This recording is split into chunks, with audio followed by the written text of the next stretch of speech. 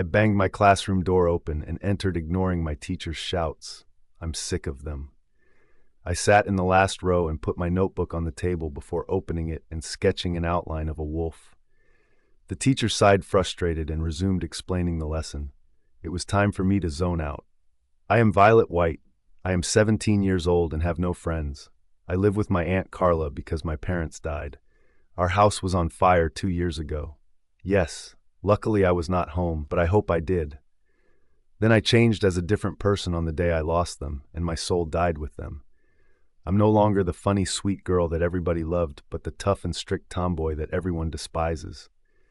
No one dares to talk with me. I'm known for being the tough and serious. That's why most students hate me. I have long black silk hair and violet eyes. That's why they called me Violet. I am 5'6" tall with an hourglass-shaped figure. A folded paper was lying next to my notebook, so I looked up to see April whispering in a guy's ear while giggling, "Stupid Barbie." I unfolded the small paper and gritted my teeth when I read what was written. "You're a freak."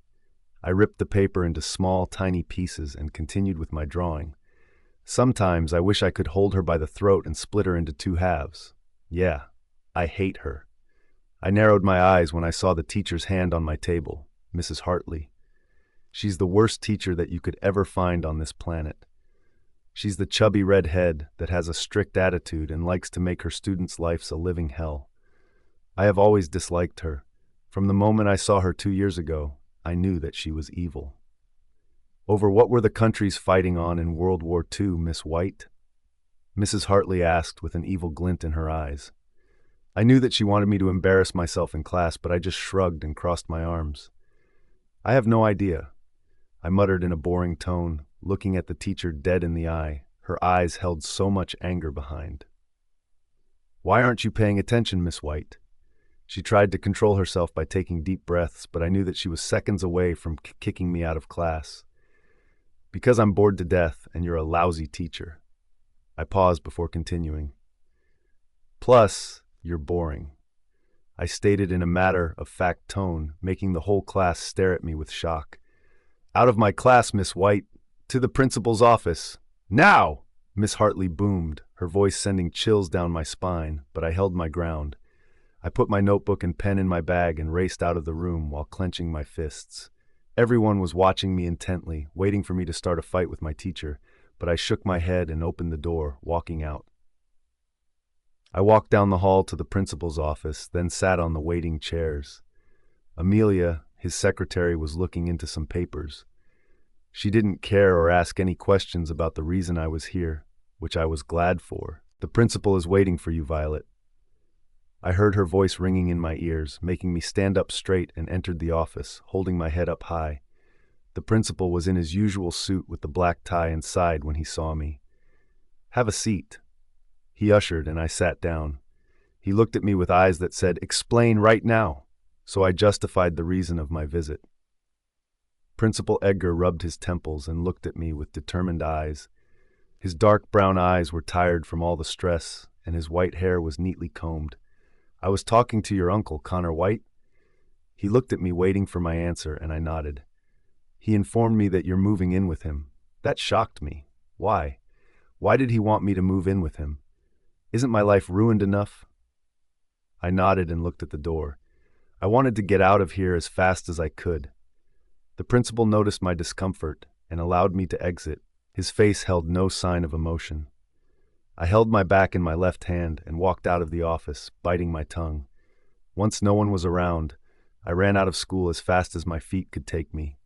I walked out of school, clutching my bag with one hand while the other was clenched into a fist. I couldn't believe this was happening to me again. I was abandoned again. I felt tears prickle my eyes but blinked them away. I wouldn't show any weakness from now on. I took the usual shortcut from the school to my house, or in this case, my aunt's house. She loves me as if I'm one of her children, which I am grateful for. I spotted the house a few feet away and walked faster. Does my aunt have any idea of this, of me going with my uncle to another place? A part of me said, of course she has an idea, when another part disagreed. Once I was near the house, I saw Aunt Carla waiting for me outside the door. She was in her usual plain clothes and red apron. She had a smile that could brighten any person's world. "Good afternoon, sweetie," she greeted. I gave her a small smile before entering the house. The house I was living in was normal. It consists of 4 rooms, a living room and 3 bedrooms. I looked at the usual white walls, then ran up to my room. I knew that my aunt wanted to talk to me.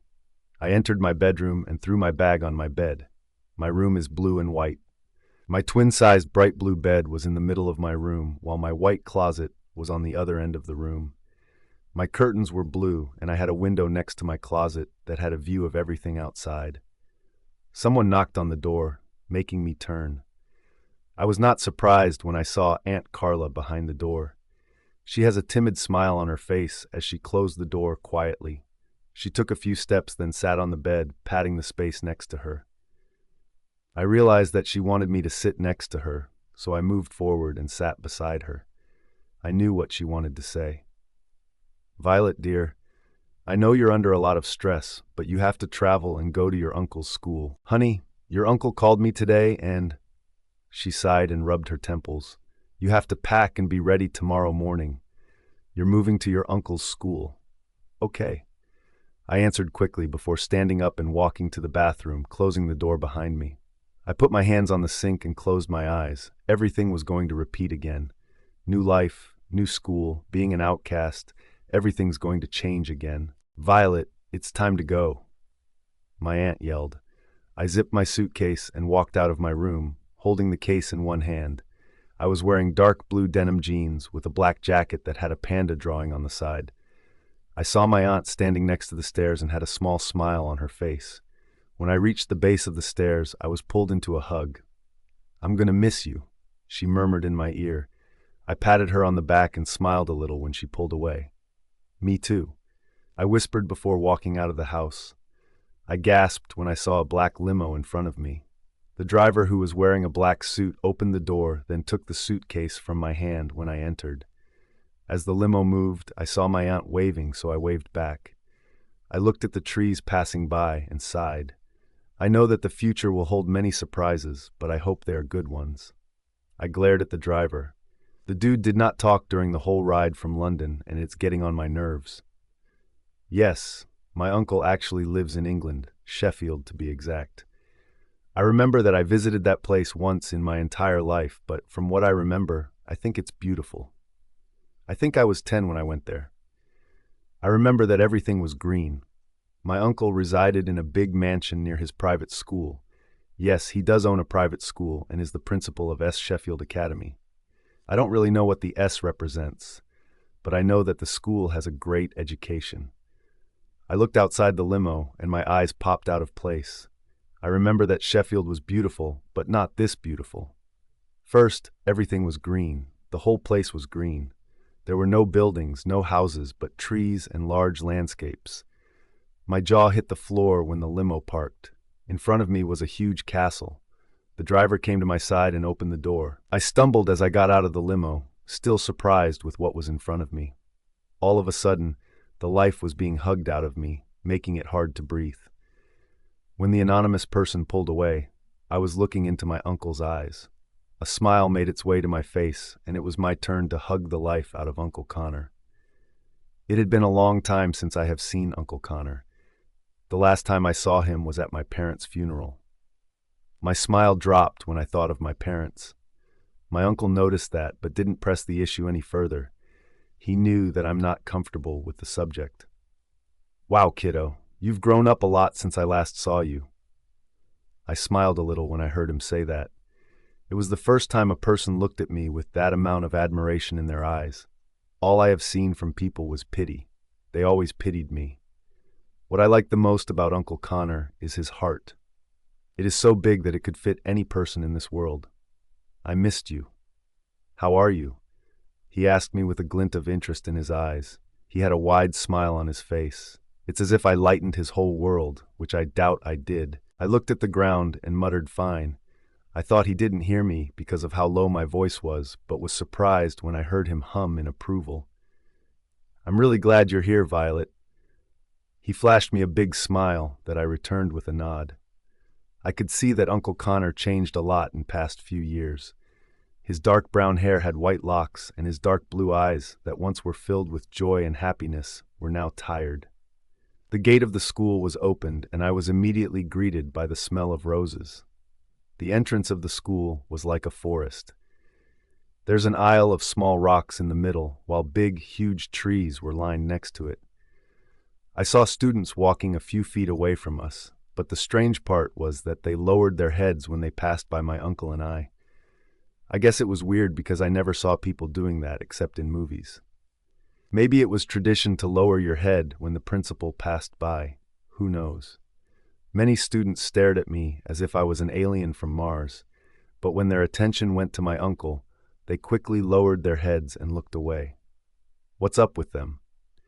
We passed many hallways. Each one was decorated more beautifully than the other was. All I could say was that the inner part of the school was mesmerizing. As we walked, my uncle told me that he wanted to get some things from his office. I nodded and waited for him outside. My uncle talked about many things, but I didn't listen to any of his words because I was too hypnotized with the beautiful portraits. At the moment, my uncle's bringing something from his office, and I'm bored as hell. I looked to my right and found a huge oak wooden door. Should I go in there? I glared at the door as many questions crossed my mind. I finally decided to hold myself together. I took a few steps forward and opened the door. I was anxious and slightly scared of what might be behind it, but my hand left the doorknob when I saw what was inside. Tons and tons of books were lined up on the shelves. I looked around me in awe as I touched the surface of the books. A title of a book caught my eyes. The book was called Le Monde Surnaturel. I looked at the book with confusion, so I opened the book. The first sentence that I read was, Le monde surnaturel est divisé en 5 royaumes. I frowned when I saw that the language was French. I started flipping in between the pages, and my confusion increased when I saw pictures of mythical creatures. I jumped when I heard someone cough from behind me. I looked up to see my uncle standing a few feet away from me with a small smile on his face. I nervously put the book back in place and stared at my uncle with worry. I couldn't find anything to say but crinkled my nose when I heard Uncle Connor chuckle. It's okay, I won't bite Violet, Uncle stated as he took strides in my direction. He took the book that I was looking at from the shelf and stared at the title with an amused expression. Supernatural creatures, huh? He asked as his eyes bore into mine. I nodded and crossed my arms. He started humming and looked at me. What's your favorite mythical creature? His eyes shone with excitement. Why is he that excited? Vampire? I answered, but it sounded more like a question. I saw his eyes darken but return to their normal color in seconds. Okay, this is so weird. How did his eyes change color? Vampires? Don't you like witches, for example? I looked at him puzzled. Who's talking about witches? Uncle Connor waited for my answer, looking at me with a serious expression. I think vampires are better. I trailed, and once again Uncle Connor's eyes darkened. We stood in an uncomfortable silence, but it was my uncle who broke it. Follow me, I will show you your dorm, he said before walking out of the huge library. I followed him as we walked into many halls. No one was in the hall. I think they were in their classes. Your dorm is on this story building. I looked around and saw that this hall was different. Instead of having the wallpaper be white, it was golden. I felt like royalty. Everything was red and gold. Uncle looked at me with excitement in his eyes. The dorms were all full, so this is the only place that you could stay at.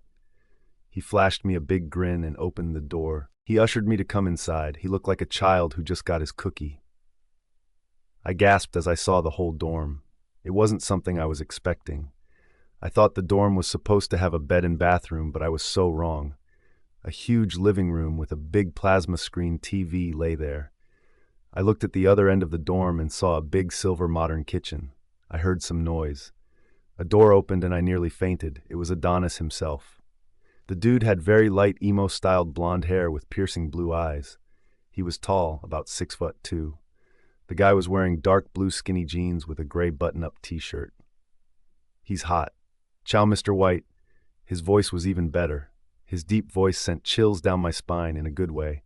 My uncle and the guy shook hands. I didn't realize I was gawking until the dude looked at me and winked. E chi è questa bella signora? And who is this lovely madam? The guy that I still didn't know took my hand and kissed it, making me blush. Il mio nome è Giovanni, e tu? My name is Giovanni, what's yours? I looked at the guy with a frown on my face. The guy, whose name was Giovanni, looked at my uncle, who was nodding. Giovanni nodded and sent me a smile. He has dimples. I'm sorry for that. My name is Giovanni. He extended his hand, and I shook it with a smile of my own. I repeat my apologies. I didn't know that you don't understand Italian. He apologized once again, and I nodded. It's okay. I'm Violet. It's a pleasure to meet you, Giovanni, I said. Gio, did you see my socks? Someone screamed, and my eyes adverted to a tall guy. The first thing that I noticed was that he was muscular. He had light brown hair with striking green eyes. His eyes shone when he saw me. In a flash, he was in front, shaking my hand with a huge grin on his face. You must be Violet. We've heard a lot about you. I'm Bryson, but you can call me Bry, he said enthusiastically. I gave him a smile and nodded. I was about to say, it's a pleasure to meet you, but stopped when I saw him looking at me from up to down. Hey, Remus, he turned around and screamed for someone. She is hot! I blushed when I hear him say that. Giovanni smacked Bryson across the head while glaring, making Bryson mutter incoherent things. Dude, Connor's right in front of you. Giovanni hissed, making Bryson nod. Bryson looked at me and smirked. Girl, you're hot, he stated, which earned him another smack across the head. Bryson rubbed the back of his head and I shot him a glare. Do not look that old. Fine, she is cute.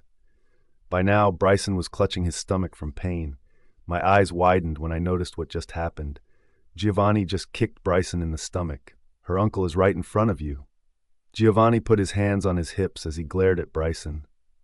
Oh, wow, Bryson said, then groaned. He looked at me for a second, then stared at my uncle. Then, your niece is hot. He flashed me another smile of his, making me blush. Bryson snaked his arm around my waist and wiggled his eyebrows.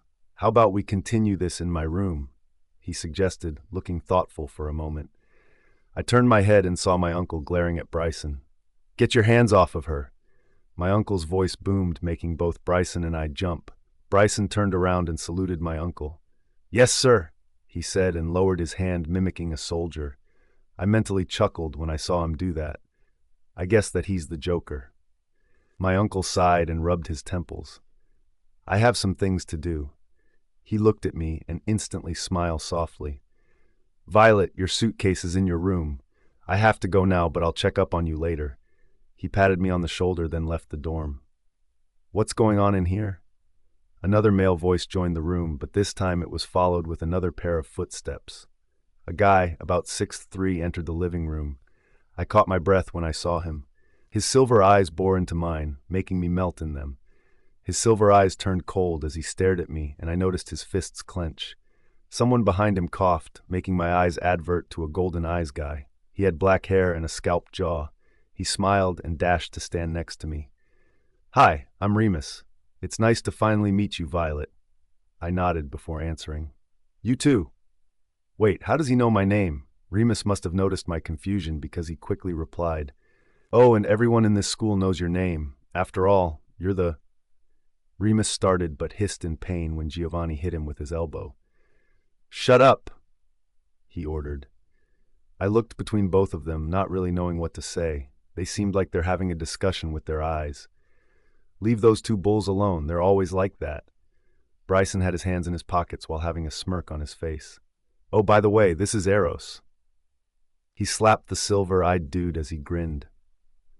Eros glared at me before nodding and turning around, probably returning to his room. I stood there confounded as I stared at Eros's back. What's wrong with him? Bryson was staring at me with an apologizing look on his face. Giovanni and Remus just sighed and followed Eros after saying, "Excuse me. I'm just going to unpack my bag." I sent Bryson a small smile that he returned with a smile of his own, but I knew it was fake.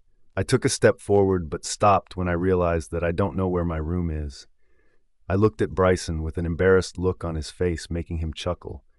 "Follow me," was all he said before walking. I went after him and stopped when I saw him open a door. "I'll leave you to unpack your things. If you want anything, then I'm on the other side of the dorm." He sent me a smile and walked away. I looked at the room and gasped. It was everything I wished for. The room was violet and white. There was a king-sized bed on the left side of the room that was covered with silk violet bedspread. The curtains on the other end of the room also were a violet color. I gawked at the sight of the room. My room. I still can't believe that. The wall behind my bed was violet and had all sorts of classical drawing on it. The whole room was just breathtaking. I took a few steps forward, still stunned, and stopped when I saw a pair of double doors. I slowly put my hand on the knob and opened it, only to see an empty walk-in closet. A smile made its way to my face, and I saw myself looking at another door. It must be the bathroom. I opened the door, and as I thought, it was the bathroom. It was huge. There was a really big bathtub in the middle of it that looked like a jacuzzi. I left the bathroom and let out a laugh. I can't believe this is all mine. For the first time in a long time, I found a true smile on my face. I let out a laugh and sat on the bed, touching the silky bedspread. I thought about many things, but my mind wandered to Eros and his behavior. I don't really know what I did wrong for him to behave like that, and it really annoyed me. My eyelids fluttered open and closed again as sunlight hit them. I groaned and forced my eyes to open, taking in the room. I smiled once again when I thought of it as my room. I sat up straight, yawning as I stretched. I took the covers off me and stood up, slowly walking to the bathroom while I rubbed my eyes. Last night was pure bliss. The bed was as comfortable as feathers. I did all what I needed to do in the bathroom, then went out. I opened my walk-in closet and took out a pink and white sweater, and yes, it was cold here. I wore my black skinny jeans along with it, then combed my hair. I decided to leave it straight because it looks better that way. Looking at the clock, I saw that it was 10 a.m. Wow, that's a lot of sleep for me. I put on my white Nike sports shoes and walked to my door. I froze in place when I realized something. There is school today. I rushed out of my room but stopped. I have no bag. I heard someone talking, so I followed the sound that was leading to the living room. Isn't today a regular school day? Shouldn't everyone be in their classes? Va bene, vi ringrazio, Marshall. Sì, certo. Ho intenzione di parlare con il Consiglio Soprannaturale sulla questione. Thank you, Marshall. Yes, sure. I'm going to talk with the Supernatural Council about the issue. I frowned when I heard Giovanni say that. Why does he have to talk in Italian? I understand none of it. I'm not sure, but I think I heard him say a word in Italian that's close to supernatural. I'm not really sure. Certo, non preoccuparti. Sure, don't worry about it. I was hiding behind the wall that led to the living room. I have to say, Giovanni sounds pretty hot when he's talking Italian. I smacked myself, but immediately regretted it. Pain surged through my head, making me hiss silently. What was that about? I think it was Bryson who was asking. Giovanni was mumbling a couple of things, but finally raised his head to stare at Bryson. Bryson had his feet on the table and hands behind his back. He was wearing black baggy jeans, a red t-shirt, and a black jacket. I'm not sure, but I think it was leather. Nothing. Just a few problems with the council. Giovanni sighed. I frowned. Council of what exactly? Giovanni was rubbing his temples, looking worn out. Bryson was nodding, telling Giovanni that he understood what he meant. I decided that it was time to reveal myself, so I stepped forward. Almost instantly, both of the pair's eyes spotted me. Giovanni's face broke into a smirk, while Bryson's broke into a smile. Morning. I smiled at Bryson, and he said morning back. Giovanni put his arm around my shoulders. Good morning, Sleeping Beauty. He lowered his arm and leaned against the wall. I actually blushed when he said that. Blushed? Can you believe that? I don't blush, but yet again, when I was in Oklahoma, no one complimented or even flirted me. Morning, I murmured back. I moved forward and sat next to Bryson on the sofa. Giovanni narrowed his eyes while looking at Bryson. This made him chuckle. I didn't understand why Giovanni was glaring, maybe because Bryson's arm was around my shoulder. I'm not sure. Shouldn't today be a regular school day? I turned my head to look at Bryson. He was staring at me with a small smile, but finally nodded. Yeah, but your uncle said that we can take the day off to go and buy school necessities and clothes. He looked at what I was wearing, then his lips turned into a thin line. Exactly. He pointed to my sweater, making me look down. Why did I have to wear this sweater today? Oh yes, because it was cold. Hey, my clothes aren't that bad, I exclaimed, crossing my arms. Bryson looked at Giovanni, who was chuckling quietly. I sent Giovanni a glare. Come on, my clothes aren't unfashionable. I looked down at my clothes and frowned. Okay, maybe they were. V. Bryson looked at me with serious eyes. I smiled when I heard my new nickname. V. I like that. You have to wear fashionable clothes. He cried out, throwing his hands up in the air. I heard Giovanni hum in agreement, and I mumbled under my breath. Yeah, people, gang up on me. Note the sarcasm. After all, he paused before continuing, you are the princess principal's niece. He said quickly. I looked at him confused. Did he just say princess? What does it have to do with me being the principal's niece? Bryson was sweating and looked nervous. I stared at him for a short while, then looked at Giovanni, who was glaring daggers at Bryson. Giovanni coughed, grabbing my attention, and started talking. What Bryson meant is that you have to wear designer clothes because you're family to the principal. Giovanni finished looking proud of himself. I nodded and stood up. I can't help the fact that I was still puzzled, but I didn't press the subject. I was about to ask Giovanni where the other guys were when Remus entered the room with Eros, who was trailing behind him. Remus's face brightened when he saw me. I sent him a cheeky grin, making him smirk. What's up with Giovanni and Remus always smirking? Hola, he greeted, making me chuckle. I said my greeting and looked at Eros, who wore a dark expression on his face. All the guys were looking at him with their jaw clenched. They probably wanted him to show some respect. Eros finally nodded my way. Hi. He turned around and went to the kitchen. I looked down, staring at the table in front of me. I still didn't know why Eros hates me. I know hate is a strong word, but by the looks of it, I think he does. I just arrived yesterday and I've done nothing to him to act this way. Don't mind Eros. He doesn't really interact with new people, so he needs time for warming up to you. Remus chirped in an excited voice. He was wearing dark blue jeans with a black t-shirt. Don't you get cold? I frowned as I asked Remus that. He shrugged and wore a jacket. I got used to the cold here, so it doesn't matter. I was not convinced with his answer, but nodded anyways. The guys and I decided that it's the perfect time to go shopping. Giovanni and Remus seemed excited while Bryson and Eros were dreading it. The guys told me that we have to cross a few towns to reach the clothing stores. I asked Remus if there were any malls close by. His only reply was, there are no malls here. At the moment, I was in Bryson's new car that was a 2012 Ford Explorer XLT. I didn't really know what the type of the car was, but Bryson kept on talking about it. I'm the first one who bought this car. This car is awesome. My car is one of a kind. I love this car. I wanted to scotch his mouth shut to make him shut up. Of course, Bryson's the one who's driving the car. Giovanni was sitting in the passengers talking about how hot the girls this year were. To my luck, Eros was sitting next to me in the back seat. He was clenching his fists. Thankfully, Remus was sitting on my right side making jokes. Eros hates me. Yes, I know hate is a strong word, but that's what I think. From the moment I stepped inside the dorm, Eros didn't even speak to me. It was strange. I looked at Remus, who was in an argument with Giovanni and Bryson. It had to do with Hot and Megan Fox. They're such guys. We're almost there, shouted Bryson. All of a sudden, the car stopped. I looked around me and saw people walking. Guess we're here. Put on your sunglasses, boys. It's time to work our charms. What was Giovanni talking about? What charms? What? I was confused right now. Giovanni turned his whole body around and stared at me with a smirk on his face. Guys like us, he pointed to all the guys, have to look cool. He stated in as a matter-of-fact tone. Right, Bryson said as he looked at me from the front mirror. After all, we're royal. Aw! He cried out and clutched his shirt. For the love of God, Eros, why did you aw? I looked at Bryson, whose eyes turned gold. What the? Eros! I stared at Giovanni wide-eyed. I never thought he could be this intimidating. Giovanni was looking at Eros with a threatening expression.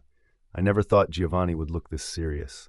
I heard a dark chuckle coming from my left side, so I turned my head, looked at Eros, who had a smirk on his face. The tension was thick in the air and increasing.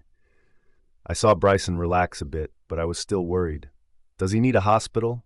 Bryson, are you okay? He nodded, but I was still concerned. Giovanni and Eros stopped their glaring fest and put their sunglasses on. Come on, Violet. Let's get you some awesome clothes. Remus winked and opened the door. He held out his hand, and I took it, stepping outside. He's such a gentleman. Can we go? Groaning as I threw the last piece of clothing on Remus's head. I never was a fan of shopping. Remus took the piece of clothing off his head and shot me a glare. Stop throwing things at me! Wow, someone's snappy today. I am not snappy! He rolled his eyes but froze in place. The others did the same and looked at him with a look that said, "Shut up." How did you even? I started but was cut off by Eros. Yes, Eros, I'm shocked myself. Remus reads people's expressions well, so don't ask. His voice made me freeze. This is the second time I hear his voice in 2 days. I say it's an improvement. I nodded and kept going through clothes. Damn Giovanni, he's the one that's making me go through this pain. I think this is enough for today. Don't you think, Gio? Remus asked, amused. A smile made its way to my face, and I silently hoped that Giovanni will say okay. I want to leave. No, I need to leave. If I stay 5 more minutes in here, then Giovanni's going down. Giovanni sighed and nodded. Sure. What the hell? Why does he sound sad? He wants to shop more. This is so weird. I never thought a guy would like shopping. All of us went to the cash register and gave the lady our items. She had dark brown hair, black eyes. When she saw me, she froze, then smiled after a few seconds passed. The guys were talking to a group of girls a few meters behind. Of course, Eros was talking to none of them. Remus, Bryson, and Giovanni made me wait half an hour in the store. Why? Well, they were fighting about who should give me his credit card. It's really fascinating when they fought. Each starts insulting the other, and then Eros has to break them apart. I don't know, but I have a feeling that Eros was the strongest out of them all. The way he could make them stop anything by a glare was just weird. I paid for the clothes and thanked the lady. Before I could turn around and walk to the guys, the lady grabbed my arm and pulled me in her direction. Your future holds a lot of surprises. Some are good and some are bad. Don't make quick choices and be patient, my child. I took my arm out of her hand and ran to the guys. This was so weird. Why did she tell me that? Many things ran through my head, making me dizzy. Whoa, you okay there? I looked at Bryson and nodded, putting a fake smile on my face. I observed the girl in front of me with her friends. Yes, definitely sluts. This is our friend Violet. Remus sent me a smile that I gladly returned. The girl that stood in front of me reminded me of April. I shuddered when I remembered that. Leave the bad memories behind. I gave the girl a small smile and waved. Hi, I'm Violet. The girl sneered. Why is the mensch human with you? She spat, and I looked at Remus, who was standing next to me with a puzzled expression. All of the guys had dark expressions. I can tell that they were angry. She took a step forward, so we were head to head. She deserves no respect. She the lowest out of all beings and isn't worthy of living. I gritted my teeth and closed my eyes, holding in my anger. I can't believe she just said that. I want to punch her so bad. I remembered the cartoons that I used to watch when I was a kid. There was an episode where a girl gets lifted up in the air and thrown away. I would like to see that happening to her. I opened my eyes when I heard a scream. I thought I was about to be looking at her, but was surprised when I saw no one there. Her group was running to the back of the shop fearfully. What just happened? I looked at the guys who were staring at me in shock. Giovanni was the first one to snap out of it. His shocked face turned into a one with a smirk. Giovanni threw his arm over my shoulder and started walking. I looked at the other guys who also had smirks on their faces. I looked forward and saw Bryson's car. The only thing that kept running through my head was what happened to that girl. Te l'avevo detto, I told you. She threw the girl to the end of the store. It was incredible. Someone whispered. I think it was Giovanni because he talks the freaky Italian language that I never understood. I was listening to what Remus, Giovanni, Bryson, and Eros were talking about with my uncle. They are in his office right now. Some say it is eavesdropping, but to me, it's just listening to people when they don't know it. I don't really know what the hell he's talking about exactly. Excuse my language. I think I heard him say, she threw the girl to the end of the store? What does he mean by that? I threw no one anywhere. Was he talking about that girl that I met in the clothing store? I heard some more murmuring from the office, but didn't understand what they were saying. The discussion lasted for 10 more minutes before I heard footsteps. I bit my lip and grew nervous. Where will I go? I looked left, then looked right, which is the shortest escape route. I heard the footsteps coming closer and took whatever way. I ran left, but to my luck, I was caught. "And where do you think you're going?" came a voice, making me stop in my tracks. I slowly turned around and came face to face with Bryson. I smiled sheepishly and looked behind his head, only to see the rest of them lined up behind him. "Great, just great." Looking around?" I answered. The guys didn't look convinced. Bryson had a smirk on his face, same as Remus, while Giovanni was crossed-armed. Eros, as always, had a neutral face, but I think I saw some sort of smirk. I stared at him, but saw all traces of emotion gone, same as before. "We're going to talk about this later." He gave me a pointed look, and I nodded. Remus threw his arm over my shoulder and pulled me closer to him. "What's up with him?" "So?" He looked at me with interest in his eyes. "What is he talking about?" "So what?" I replied. "I have to say I am puzzled. More than puzzled, actually." "Do you like any of the guys in this school?" he whispered. "Okay, this guy is totally losing his mind. I mean, look at me. Am I dating material?" "You are," Remus cut in. We all stopped walking and stared at him. The difference was that the guys had a killer-looking glare on their faces while I had baffled one. "I am what?" I asked. This is weird. Why does Remus always answer the questions that I ask in my head? What Remus was trying to say was, Giovanni rubbed his neck nervously before continuing. "You are a beautiful girl that every guy in this school would want to date." He finished with a smile on his face. I blushed at his comment, and soon I forgot what I was talking about. What was I talking about anyways? I stared at Giovanni, who had a smirk on his face, and glared. My glare turned into a small smile. I shook my head and walked forward. That boy, he always knew when to make a girl forget everything. "Hey, when will I get my schedule?" I asked, looking at the three of them. Where was the fourth one anyways? I saw Eros strolling our way with a Coke in his hand. I couldn't help but keep on staring at his face. Someone nudged me, making me snap out of my daze. I looked at the person and saw that it was Bryson with a small smirk on his face. What's up with these guys and smirking? This is the second day for me here, and it's the 100th time I've seen them smirk. What? I whispered, but Bryson shook his head, chuckling, and turned around. I gazed at his back with my head bent to the right side. Is something wrong with Bryson? I guess it is something they call, guys are complicated. Giovanni was rubbing his chin. He had a frown on his face. It was as if he was thinking about something that was annoying him. Remus was watching Giovanni with an evil glint in his eyes. What are they up to? Well, V, we have some things to do, so you will go with Eros to get your schedule. He spoke enthusiastically before rushing out of the hallway with Giovanni by his side. I stood in place as I replayed what Remus just said. Did he just say that I have to go with Eros to get my schedule, or was I not hearing right? I looked at Eros, who was frozen in his place with an icy glare. In a flash, Eros was next to me with his hands in his pockets. He had an unfriendly expression, but quickly turned around and started walking. I think this was his way of telling me to follow him. I walked behind him down the hallways. His muscles were rigid and clenched. I wonder why Remus ran away, leaving me with Eros. I wanted to hear Eros talk. I don't know why, but I just want to. So what's up? I wanted to smack myself. What's up, Violet? Really now? Eros kept on walking, not even glancing once my way. It was as if I'm not with him. We took a turn that led to another hallway. What's your favorite color? Again, with another stupid question. What's wrong with me? Eros looked at me with a murderous glare in his eyes.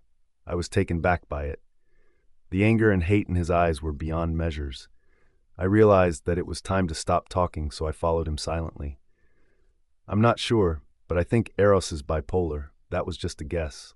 I saw a woman sitting behind a desk. I turned to look at Eros, but he was too busy looking ahead. I think he's ignoring me purposely. Ah, Eros, what a pleasant surprise. What do you want, sweetie? I watched as a big smile was set onto Eros's face. Ah, I guess he smiles after all. Hi, Claudia. His voice was smooth yet held a lot of authority in it. The woman's eyes, who assumed was Claudia, darted to me. And who is this young lady? This is Violet White, Connor White's niece. We need her schedule, please. The woman nodded and looked at her computer, probably searching for my name. I looked at Eros and glared. Okay, I officially dislike this guy. What is wrong with him? Claudia printed the papers and gave them to me with a warm smile on her face. Inside is your schedule and the school's map, honey. Welcome to S. Sheffield Academy. I smiled, thanking her. She reminded me of my mom, always bubbly and full of joy. I looked down at the floor and sighed sadly. Mom, I miss her so much. I really hope she was still here with me along with Dad. Someone bumped into me, making me look up. Of course, it was none other than Eros. I stared at him quizzically, but he ignored me and continued walking. Does this always have to happen with me? Him walking and me following? Oh, for crying out loud, didn't he hear of something called ladies first? After a few minutes of walking, I asked Eros a question. Why do you hate me so much?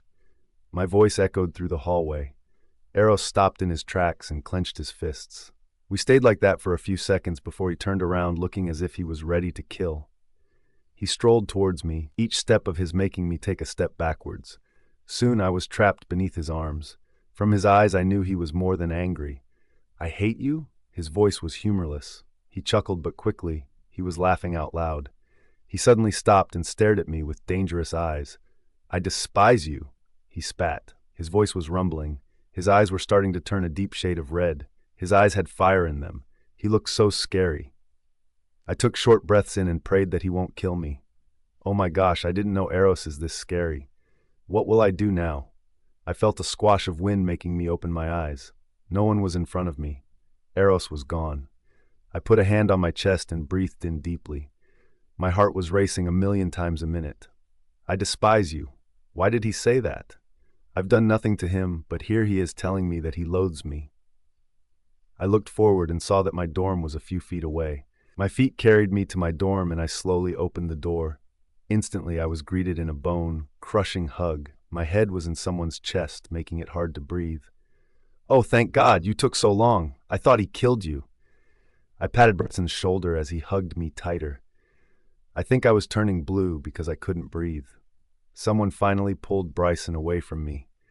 I put my hand on my tummy and breathed. I looked at Bryson with a frown on my face. He was smiling awkwardly. I smiled a little and chuckled. I thought he would kill you. Well, I thought that too, buddy. It's okay. Finding my schedule took time, so that's why we were late. I gave him the best look of determination, and frankly, he believed me. Wow, my aunt always told me that I was a terrible liar. I stared at the room and saw Remus was grinning. Giovanni looked deep in thought.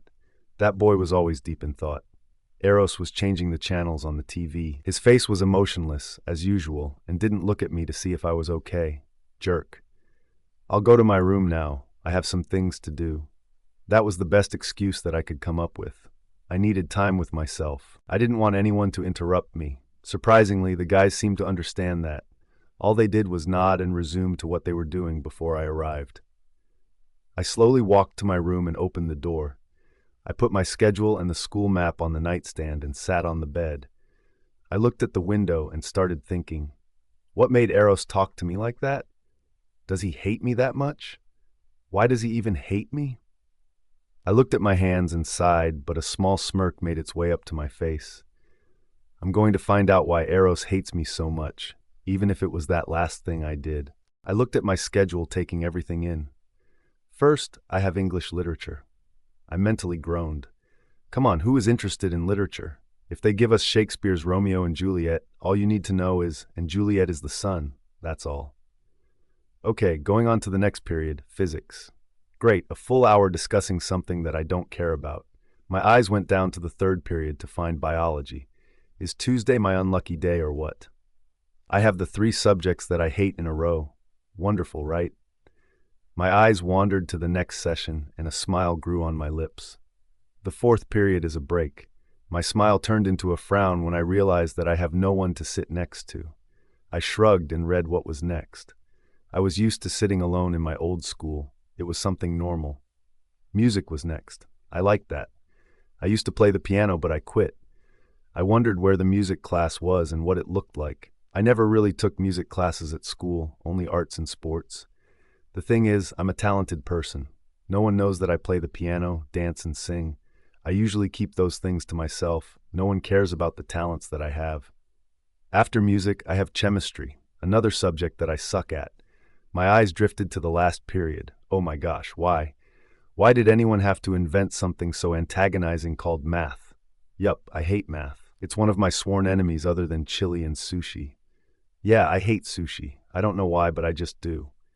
I frowned when I saw that this was my schedule for today. Isn't today's schedule a bit short or what? I shrugged, folding the paper, then putting it in my pocket. Oh, what the hell? I won't say anything. I mean, who wants more hours? I picked up my backpack that was on the floor and left my room. I read some of the school rules. They said not to wear anything too exposing or that flashy. I was wearing black skinny jeans with a black hoodie. I wore black boots that had some fur on the top and had my hair loose. Laughter was coming from the living room. It must be the guys. I stepped into the living room and saw Bryson and Giovanni laughing about something. Remus was shaking his head with a smile on his face, and Eros was chuckling. My eyes went to Bryson once again, but went wide when I noticed what Eros was doing. Wait, he was smiling? I looked at Eros once again, but he was glaring at me. All of them were staring at me. Bryson and Remus were frowning, same as Giovanni. Why are they looking at me like that? Is something wrong? Both Remus and Bryson were looking at my clothes, dissatisfied. Morning, I said while looking at them. They all murmured, morning, back, but the duo were still looking at my clothes disapprovingly. I crossed my arms and tapped my foot. This is getting annoying. Why are they looking at my clothes? Is there something wrong with them? What? I snapped, making them look at me with upset eyes. Did I do something wrong? Let me get this straight. Remus started. He was wearing black pants with a white shirt and a leather jacket. His hair was messy, making him look good. I can't believe I just said that. We bought you fashionable clothes for you to wear this? He pointed to my hoodie. I looked at it frowning, then met Remus's gaze. Yeah. I was looking at Bryson as I said that. Remus was about to say something, but was cut off by Bryson. Come to think of it, she looks good, he mused while nodding. Remus looked at him disbelievingly, but Bryson shrugged. What? Wow, I never thought that was coming. Bryson crying out like a girl. His voice sounded a bit squeaky. Remus rolled his eyes and sat down on the sofa. Looking at the clock, I noticed it was 8. When will we have to be in our classes?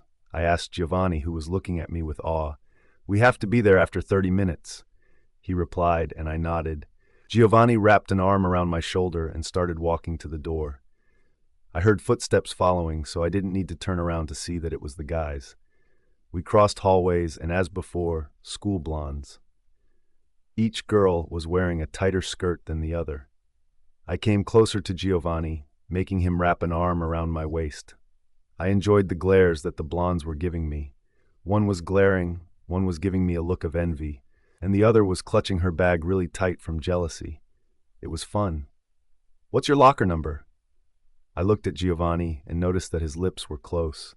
I looked away, feeling a blush creep to my cheeks, and answered, 102 Section R. I heard him hum, and that was it. No one talked for a few minutes until Bryson decided to break the ice. Show me your schedule, V. I took my schedule from my pocket and unfolded it as I gave it to Bryson. Here. Remus and Bryson scanned my schedule, then smile. You have first period with me. You have second period with Remus, third with Giovanni, and sixth with Eros. Lunch is the fourth, but sadly, you don't have the fifth with any of us. He gave me my schedule with a smile. I was still shocked and dreading the last period, mainly because I hate math and I have it with Eros. The next 20 minutes was filled with embarrassing stories told by Remus and Bryson. The two always seemed to make jokes out of everything. Come on, V! Bryson took my head and started running. Giovanni was screaming from behind, but Bryson laughed it off. It was difficult to catch up to him. He was really fast, extraordinary fast. Bryson stopped in front of an open door. Everything seemed to stop. The students didn't walk, allowing Bryson and I to go into class. I looked at Bryson with an expression that said, "What was that all about?" However, he shrugged and walked into class as if nothing happened. I was about to go to the back and sit there, but Bryson's firm grip on my hand prevented me from doing so. Next thing I knew, he was pulling me to sit next to him. I scowled when I saw that we were in the front row. Looking at Bryson with a glare on my face, I sighed and crossed my arms, leaning back. Soon, students started filling the seats and the teacher came in. "Hello, class," she greeted, and I heard a series of hellos back. Mrs. Wilson was about to start a lesson but stopped when she laid eyes on me. "Please don't make me introduce myself. Please don't make me introduce myself." Mrs. Wilson smiled warmly and said, "Oh, you must be the new student, Violet White." I nodded and smiled back. She turned to the class with an excited smile on her face. "Violet is the principal's niece, and she's new to this school, so make her feel welcome." She finished and smiled at me once again before starting with the lesson. I think I actually like this teacher. She seems bubbly and friendly. I was about to zone out since it's English literature, but what Mrs. Wilson said caught my attention. "So today we're going to start with a new lesson. Witches? Witches are part of the supernatural chain. As we all know, there are 5 supernatural beings: werewolves, vampires, demons, angels, and witches. Witches play an important role in the supernatural chain because they control elements. We all know what the elements are: water, fire, air, and earth. The maximum amount of elements that witches can have is 2. Most witches get water and wind as elements, or earth with another element, but it is very rare that a witch can control fire. Most don't know why, but it is rare. The witches had a war against demons many years ago. The witches won and the demons lost. Many lives were lost from both sides, but mostly from demons.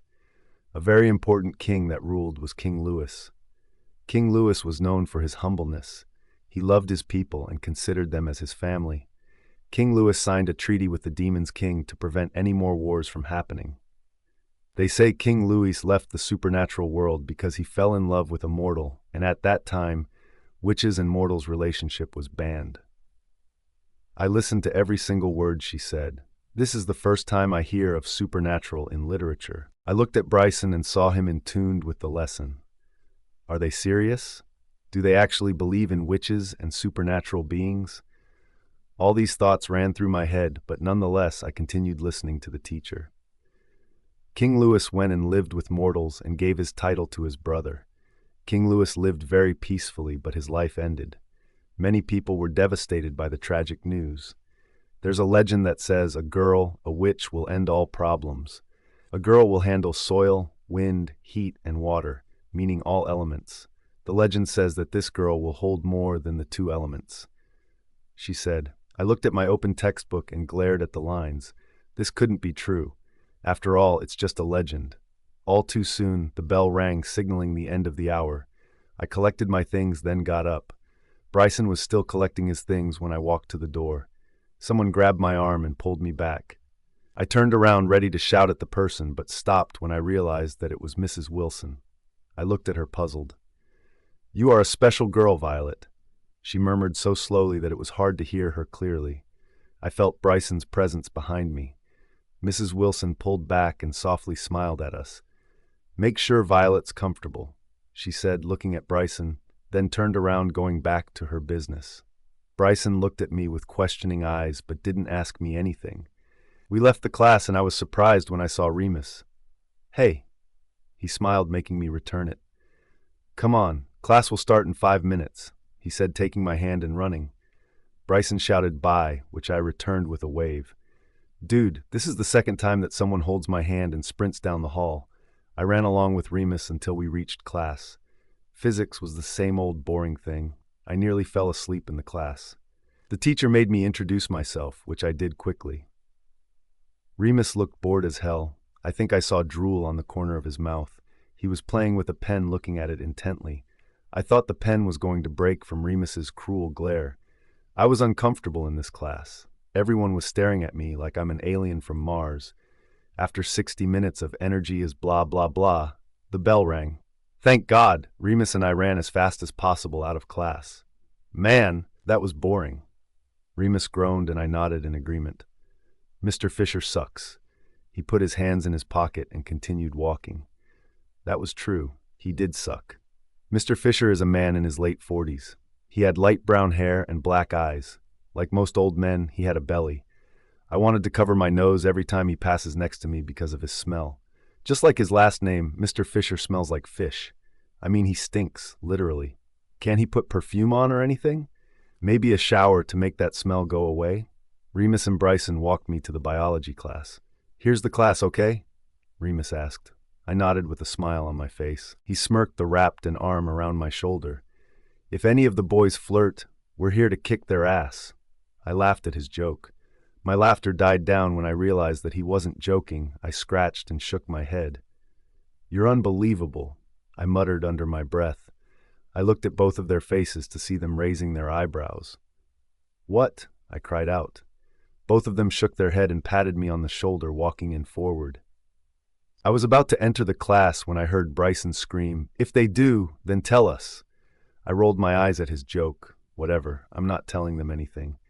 I can take care of myself. I don't depend on others. The biology teacher is called Mrs. Allen. She's strict for a teacher. Not once in class did I see her smile. I asked the teacher if I could go to the toilet. She nodded, and I stood up. I got out of class looking left to right, searching for the girls' toilet. I stopped when I saw the sign. Wow, that was so easy. I opened the door and got it. There was a girl with wavy blonde hair fixing her makeup. She was beautiful. I saw her eyes from the mirror. They were misty blue.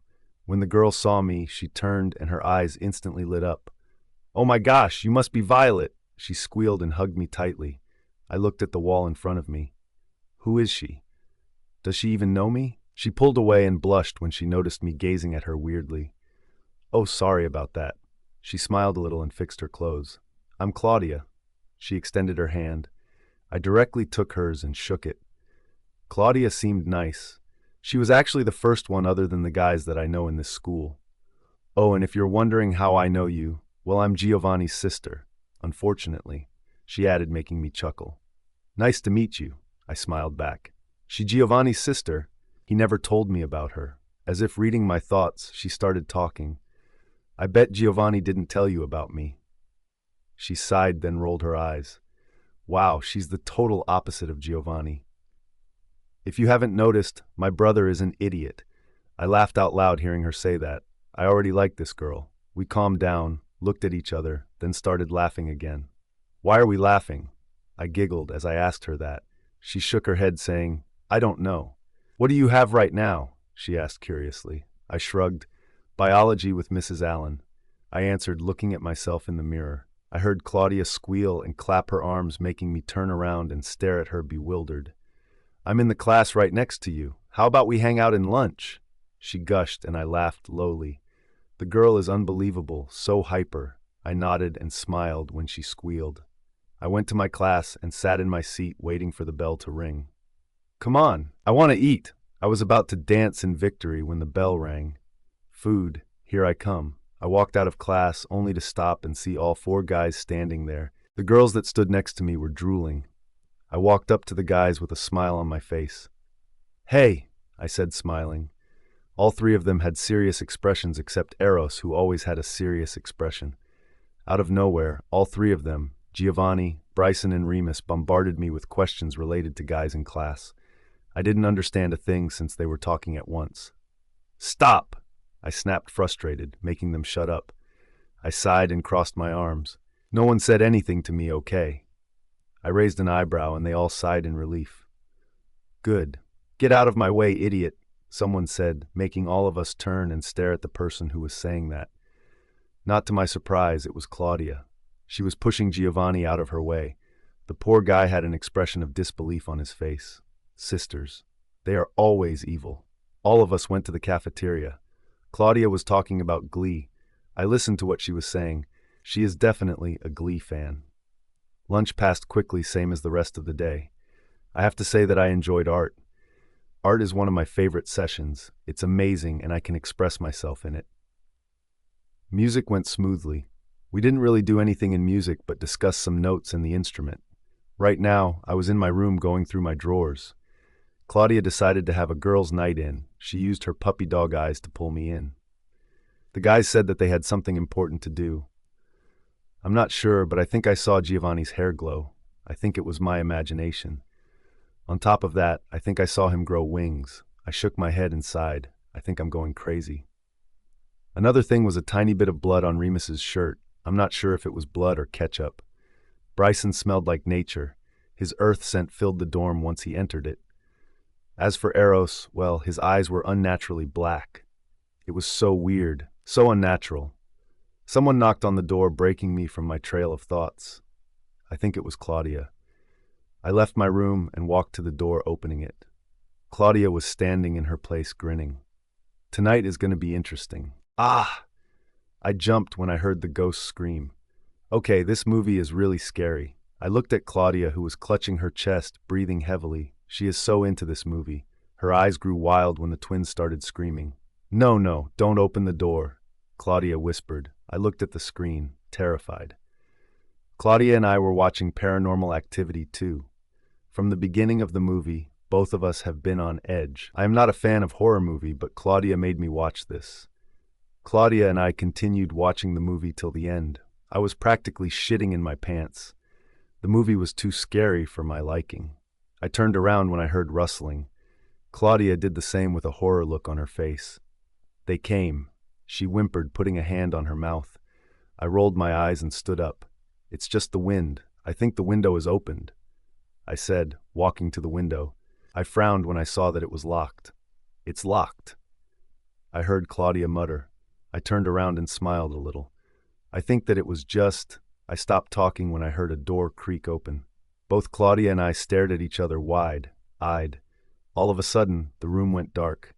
Claudia let out a small scream, making me nervous. What is happening? Strange noises filled the room. Claudia ran to my side, clutching my hand. What is that? She whispered lowly, watching the room like a hawk. Both of us screamed when we saw a shadow passing by. Lots of shadows started showing up, making both Claudia and I hug each other. Boo! Both Claudia and I screamed loudly, turning around. We stood there in shock as we saw Giovanni and Bryson bursting into laughter. I glared, then took a few steps forward, hitting both Giovanni and Bryson on their arms, but they didn't feel a thing. Are they made up of iron or something? Why did you do that? Claudia yelled, but it didn't have an effect on any of them, since they were laughing so hard. I was surprised to see Eros smirking at me. He was entertained, wasn't he? I walked up to him and held my glare. You're enjoying this, aren't you? I accused, pointing a finger on his chest. Eros's expression turned dark. I wanted to take a step back, but held my ground. Everyone around me turned silent as both Eros and I glared at one another. Take your filthy finger off, he snarled, making me push him back. Eros stumbled backwards. Once he regained his balance, he looked at me with a murderous expression. I shouldn't have done that. Eros charged, then pushed me backwards, making me hit the wall roughly. He was breathing heavily while walking in my direction. I stared at him with a fearful expression on my face, afraid he'd hit me again. Giovanni, Bryson, and Remus held Eros back, talking some sense into him. Eros! Eros, calm down! Remus screamed, pushing Eros, who was struggling to get out of his arms. Someone held my arm. I looked up to see Claudia giving me a soft smile, helping me to stand. I was too shocked to do anything. The look in his eyes held a lot of hate. I looked at the guys and saw that Remus was pushing Eros outside the room. Giovanni was screaming something, but I didn't hear him. I was too focused on the people leaving the dorm. A part of me wanted to scream aloud when another wanted an explanation. I took my hand out of Claudia's and blinked several times. Someone was shaking me. I looked up and saw Giovanni looking at me with a worried expression on his face. Violet, are you okay? He asked. His voice was full of concern. I shook my head and got out of his grip. I'm going to get my answers. Why is he acting this way? I demanded in a firm voice. Giovanni's eyes turned wide. I know something is up. We told you. He doesn't. Don't tell me that he doesn't socialize well with people, Gio. I know it's not the case. From the moment I stepped into this dorm, hate was clear in his eyes. He made that obvious when he told me that he despises me in my face. I threw my arms up as I looked into Giovanni's face. Tell the truth, no lies, I ordered, stomping on my foot. Giovanni's eyes softened, but I could see determination in them. He didn't want to tell me. Something was holding him back. What? I pressed. Just tell me, I screamed, but was shocked when Giovanni held my face in his hands. I'm sorry, but I can't. I sighed, looking down, then took a step back. I stared at him disbelievingly as he looked at Bryson, who was silent. I turned around, clenching my fists, and slammed my bedroom door shut. I sat on the bed, putting my head in my hands and took deep breaths. The door opened and I looked up to see who it was. Claudia. She took small steps ahead, then sat next to me, holding my hand in hers. I'm sure Giovanni didn't tell you because he had a reason. She squeezed my hand. I didn't reply and kept staring at the wall. Claudia sighed, then stood up when she realized that I wasn't going to talk. She left the room, just like that. I looked at the window and got up. It was getting dark outside. I walked to my closet and put on a pair of Adidas pants and a white shirt. I tied my hair in a bun and left my room. As I walked forward, I passed Bryson, who had a sorrowful look on his face. Is it that hard to tell me why Eros hates me this much? I shook my head and continued walking. I left the dorm and walked down the hallways. I went outside where I could feel free. I started running as I thought about everything that had happened in my life. It still hurt. Even if my parents died 2 years ago, I still felt the pain. Why did it have to be me? Why did my life become so horrible? Was it my fault? I ran faster. Many trees passed by as I ran. I stopped and put my hands on my knees, breathing heavily. A pond was a few feet ahead, so I walked and sat on the ground. I looked at my reflection and then closed my eyes, enjoying the silence. I took calming breaths and smiled. It's good to be alone every once in a while. I bit my lip when memories of my house catching on fire flooded my mind. I clasped my hands together and bit my lip harder. If I was only a few minutes earlier, then I could have woken them up. It's my entire fault. All I could think of was sad and painful memories. My mind was a mixture of sorrow and agony. I opened my eyes when I felt something wet on my palm. It was a drop of water. I touched my face and realized that they were tears of my own. Soon, drops of rain started falling. I looked at the dark sky and sighed as I stood up. This is really weird. Today the sun was shining brightly, but now it's raining? Just my luck. I mumbled and started running back to my dorm. I stopped for a bit when I saw something in the sky. I looked closer and saw wings. Wait, wings? I gasped and took a step backwards. No, this can't be true. The figure that had the wings looked like a human. Could it be an angel? After that, many more winged figures started to fly. My eyes widened at the sight. It couldn't be, could it? They looked like angels, but could they be angels? I heard something growl, so I turned around. My breathing stopped when I saw what it was. A wolf. It's not an average-sized wolf, but a huge one. Its gray eyes bore into mine, making my body freeze. I started stepping back, looking from left to right to see if there was a route to escape. The growling grew louder, making my hands tremble. What should I do now? I'm going to die. My whole body started shaking, and I grew dizzy. Everything seemed to turn. The only thing that I saw was the big wolf in front on me, and that's when I lost it. I fainted. Opening my eyes, I took in my surroundings. I put a hand on my forehead and blinked my eyes several times. My eyes flew open when I replayed the events that happened yesterday. I quickly sat up straight, but regretted it when my head started to hurt. I pulled the blanket off of me and stood up. Looking at my room, I wondered, how did I get here? I am quite sure that last night wasn't a dream, but if it wasn't, then why am I here and not outside? I sighed, shaking my head. I'm officially crazy. I went to the bathroom, stared at myself in the mirror, and noticed a change. My eyes have a few streaks of blue in them. I got closer to the mirror and gasped. My violet eyes were even brighter than before. I touched my eyelids, then lowered my hand. When did my eyes change color? Moreover, how did my eyes change color? I gritted my teeth and closed my eyes. You're a freak. Her words were not forgotten. April. Every time I think of her, bad memories play in my mind. I did all the necessities in the bathroom, then got out. I put on a gray button-up shirt and a pair of skinny black jeans. Walking to the window, I ran a hand through my hair and sighed. Everything is so messed up. I don't even know if what I'm seeing is a dream or if it's reality. I looked outside the window and crossed my arms. I am sure what I saw yesterday was true, but how can I explain the wings and the human-shaped figures? If I tell anyone this, then they would think that I'm crazy. I heard the door creak open, making me turn around to see who it was. Hey! It was Giovanni and Bryson. Hi! I murmured back, then looked outside the window. I heard them both sigh. Their footsteps echoed through the room as they made their way towards me. Don't look at them in the eye. I ordered myself and kept my eyes focused on the beautiful flying birds. "V," Bryson murmured, trying to put a hand on my shoulder, but I took a step back. I wanted to make them feel guilty so they would tell me what's happening with them. From the corner of my eyes, I saw a very disappointed Bryson. "School is going to start soon, Violet," Giovanni said softly. His voice was so smooth and velvety. I gasped in shock when Giovanni's lips brushed my ear. "I know you want to find out about what happened yesterday, but I'll tell you when the time is right," he ended, making tingles rush down my spine. I did what I didn't want to do and looked in his eyes. Giovanni's eyes captivated me. His eyes held so much care, making me melt in them. I finally looked away, then nodded. I couldn't deny that I was shocked. I never backed down, but seeing Giovanni's pleading eyes made me give in to him. "Okay," I said, then started walking.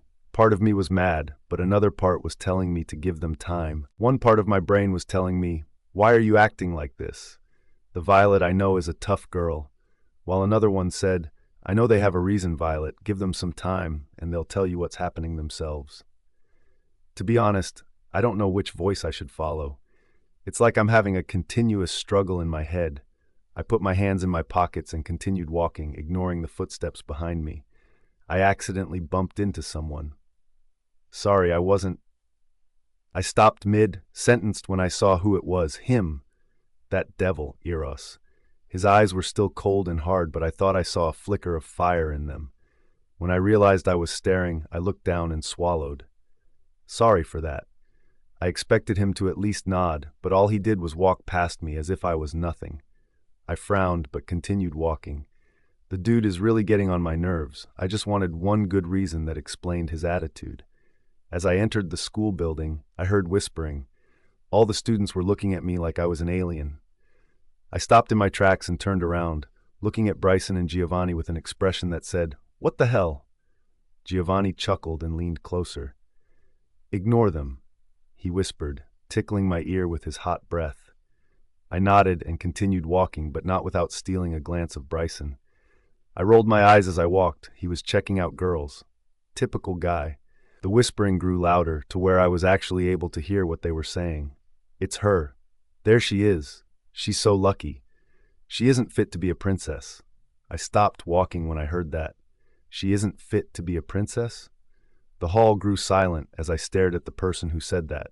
Well, the girl who said that. She had short, brown, curly hair and dark green eyes. I took a few steps in her direction, then stopped when we were face to face. She looked scared. "What are you talking about?" I questioned. The girl's eyes turned from scared to alarm. I saw her look at something behind me and swallow. Nothing. I was just thinking about something." And the words slipped out. She stuttered. I took a step back and saw her look to her right. She quickly dashed out of the hall, holding her book. I looked at Giovanni and Bryson to see them looking, glaring at the spot where the girl was. Those two definitely have some issues. I walked to my class, and guess what? My first period was English literature. If I was at my old school, then I would have rolled my eyes and skipped the session, but in this school, it was actually the opposite. I'm very interested in English literature now. I don't know why, but I think it's because what I'm taking is new. From a long time, myths were my interest. I think I got it from my dad. I clenched my fists when I remembered his smile and how he always told me "Good night, princess." My dad was very interested in mythical stuff. The library that he had was full of supernatural stories. Both my parents always told me that I was a princess. I would always jump and cheer when they told me that. I stared at my dad, who was going through books. I was hiding behind the wall with a secret smile on my face. I giggled lowly when I thought of jumping on him. I put my hand on my mouth to keep silent. I hoped Daddy didn't hear me. My daddy put the book on the shelf and took another one. I never really did understand his undying love for myths, witches actually. I slowly tiptoed on my way, but quickly hid behind the desk when my dad turned around. After a few seconds, I looked at the room and saw that Dad wasn't there. I frowned and stood up, searching the room once again. I crossed my hands and pouted when I didn't see him. "Where did Daddy go?" "Found you." I let out a small scream when I was suddenly lifted up in the air. I giggled loudly when I realized that it was Daddy. His light laughter filled the room as he twirled me around. "Daddy, put me down," I giggled. I squealed when Daddy started tickling me. I squirmed in his grasp, trying to get out, but it was no use. We heard a chuckle coming from the door. Daddy stopped tickling me and looked at the person who was at the door. My mommy's soft gray eyes met mine. "Mommy, help me!" I screamed, wiggling myself. Mommy laughed out loud, throwing her head back, then looked at Daddy with a glint in her eyes. "Are you trying to kill our daughter, Louis?" she teased, taking a few steps in our direction till she stood in front of us. "You know I would never do that, honey bean," Daddy murmured, pecking Mommy on the lips. "Ooh, cooties," I whined. I tried so hard not to kill someone to show the anger and frustration I was feeling. The truth is, I always cried alone. No one was there, not even my aunt. I think showing a person my real emotions will practically be impossible. I scribbled down in my notebook. We were waiting for Mrs. Wilson, our literature teacher, to come. I was really excited for this period. Ignoring the fact that Eros was at the back of the class shooting daggers at me, everything was great. Unfortunately, Bryson and the others had different classes, so I'm stuck with Mr. I. Got Tempur. I heard the door open and immediately looked up. It was Mrs. Wilson. "Hello, class," she greeted, putting her purse down on the desk. Oh, there were murmurs of "hey" from the class, making Mrs. Wilson chuckle. "So does anyone remember what we talked about last time?" she asked, looking at the entire class but focusing her gaze on me. I looked at my notebook, hoping that she won't ask me. We were talking about the war between werewolves and demons. The squeaky voice came from the other side of the classroom. My gaze followed that annoying sound till my eyes fell on a brunette girl. But I still think that demons are hotter than vampires. She played with her fake stands of hair as she turned around and looked at the back. My face broke to a frown. I looked at the back and saw a smirking Eros. Of course, he just loves the attention. The teacher coughed, making me look at her. "Miss White, why don't you tell us?" Silence filled the air as I felt eyes on me. My face grew hot and I swallowed. Damn it, why did I get nervous all of a sudden? We were talking about the war between witches and demons, and how King Louis signed a treaty with the Demon's King to stop the violence. I stopped there. Mrs. Wilson's face broke into a smile as she nodded, then looked at the class. "Exactly. Thank you, Miss White." Mrs. Wilson said, then continued. She started talking about demons and what they did during the war. She said that they killed many families and destroyed many villages. She said that they killed any witch they came across, even if it was just a child. My expression turned horrified. I was about to ask her how they could do that when a growl erupted from the back of the classroom. "You're making demons sound like monsters. Keep in mind that witches did the same thing. Whenever they saw a demon, they would kill him directly without thinking that maybe he had nothing to do with this. Don't ever make us sound like monsters, Wilson." Eros's dark voice was the only thing I could hear. My eyes focused on him, and boy did he seem mad. All the class was looking at each other wide-eyed as if they were afraid that something would happen. Eros looked at me and glared. I was taken aback by his sudden change in attitude. He took his bag and walked out of the room. The slam of the door was so hard that I thought it would collapse. His footsteps echoed through the hallway. Looking at Mrs. Wilson, I noticed that her face went pale. When she saw me, her expression quickly changed as she clapped her hands once to gain the class's attention, which was successful. She coughed, then continued on. All too soon, class ended and another started, and the cycle continued on until the bell rang, signaling that our break started. I collected my things quickly and walked out of class, replaying what happened in Mrs. Wilson's class. "Don't ever make us sound like monsters, Wilson." What the hell did he mean by that? Us? Mrs. Wilson was talking about demons, so what did Eros have to do with that? Not paying attention to where I was walking, I bumped into someone's chest. I closed my eyes, waiting for the pain but didn't feel it. Opening my eyes, I saw that an arm was holding me. "Didn't know that you were clumsy." I smiled a little, knowing who it was. "Are you stalking me, Gio?"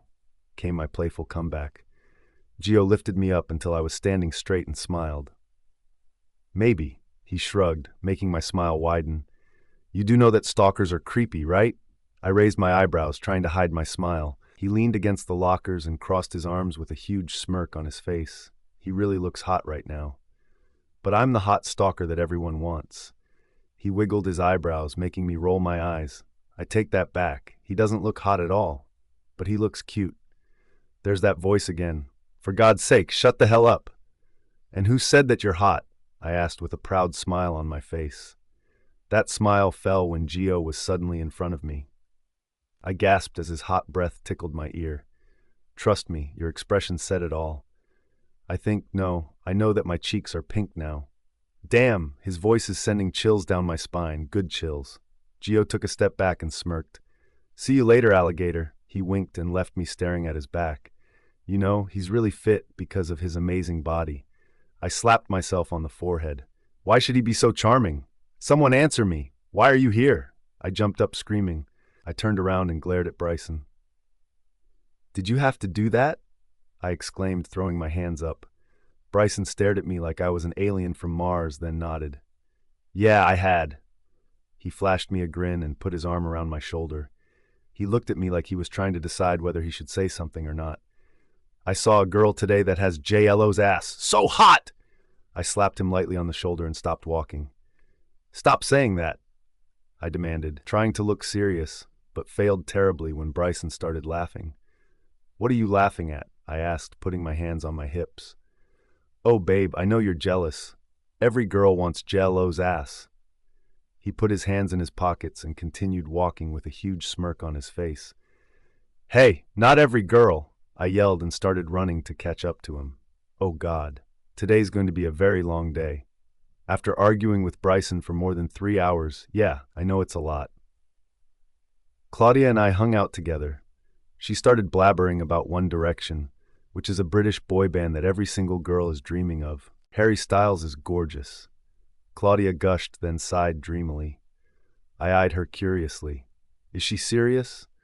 I have nothing against One Direction. They're good-looking and have good music, but come on, she's practically planning her and Harry Styles' wedding. Zayn is better looking and Louis is so funny, I pointed out. I really don't know why you picked Harry. He's not that cute. I shrugged my shoulders and continued walking and bumped into Claudia. I squeaked when I saw her eyes. They turned from misty blue to dark blue. Never talk about Harry Styles like that, she ordered, making me nod very furiously. She really looked scary right now. She closed her eyes and took deep breaths. Finally, she opened her eyes and smiled apologetically. Sorry about that. I really love him so. Sorry, I didn't mean to do that. I shook my head and gave her a small smile. Don't mention it, it's okay. Hey, have you seen Remus? I didn't see him today. Claudia turned around and shook her head. No, I didn't see him. I think he's handling some business, she said, then swiftly turned around and continued walking. Well, I wonder what that was about. After a little while, Claudia wanted to go and talk to Giovanni about something.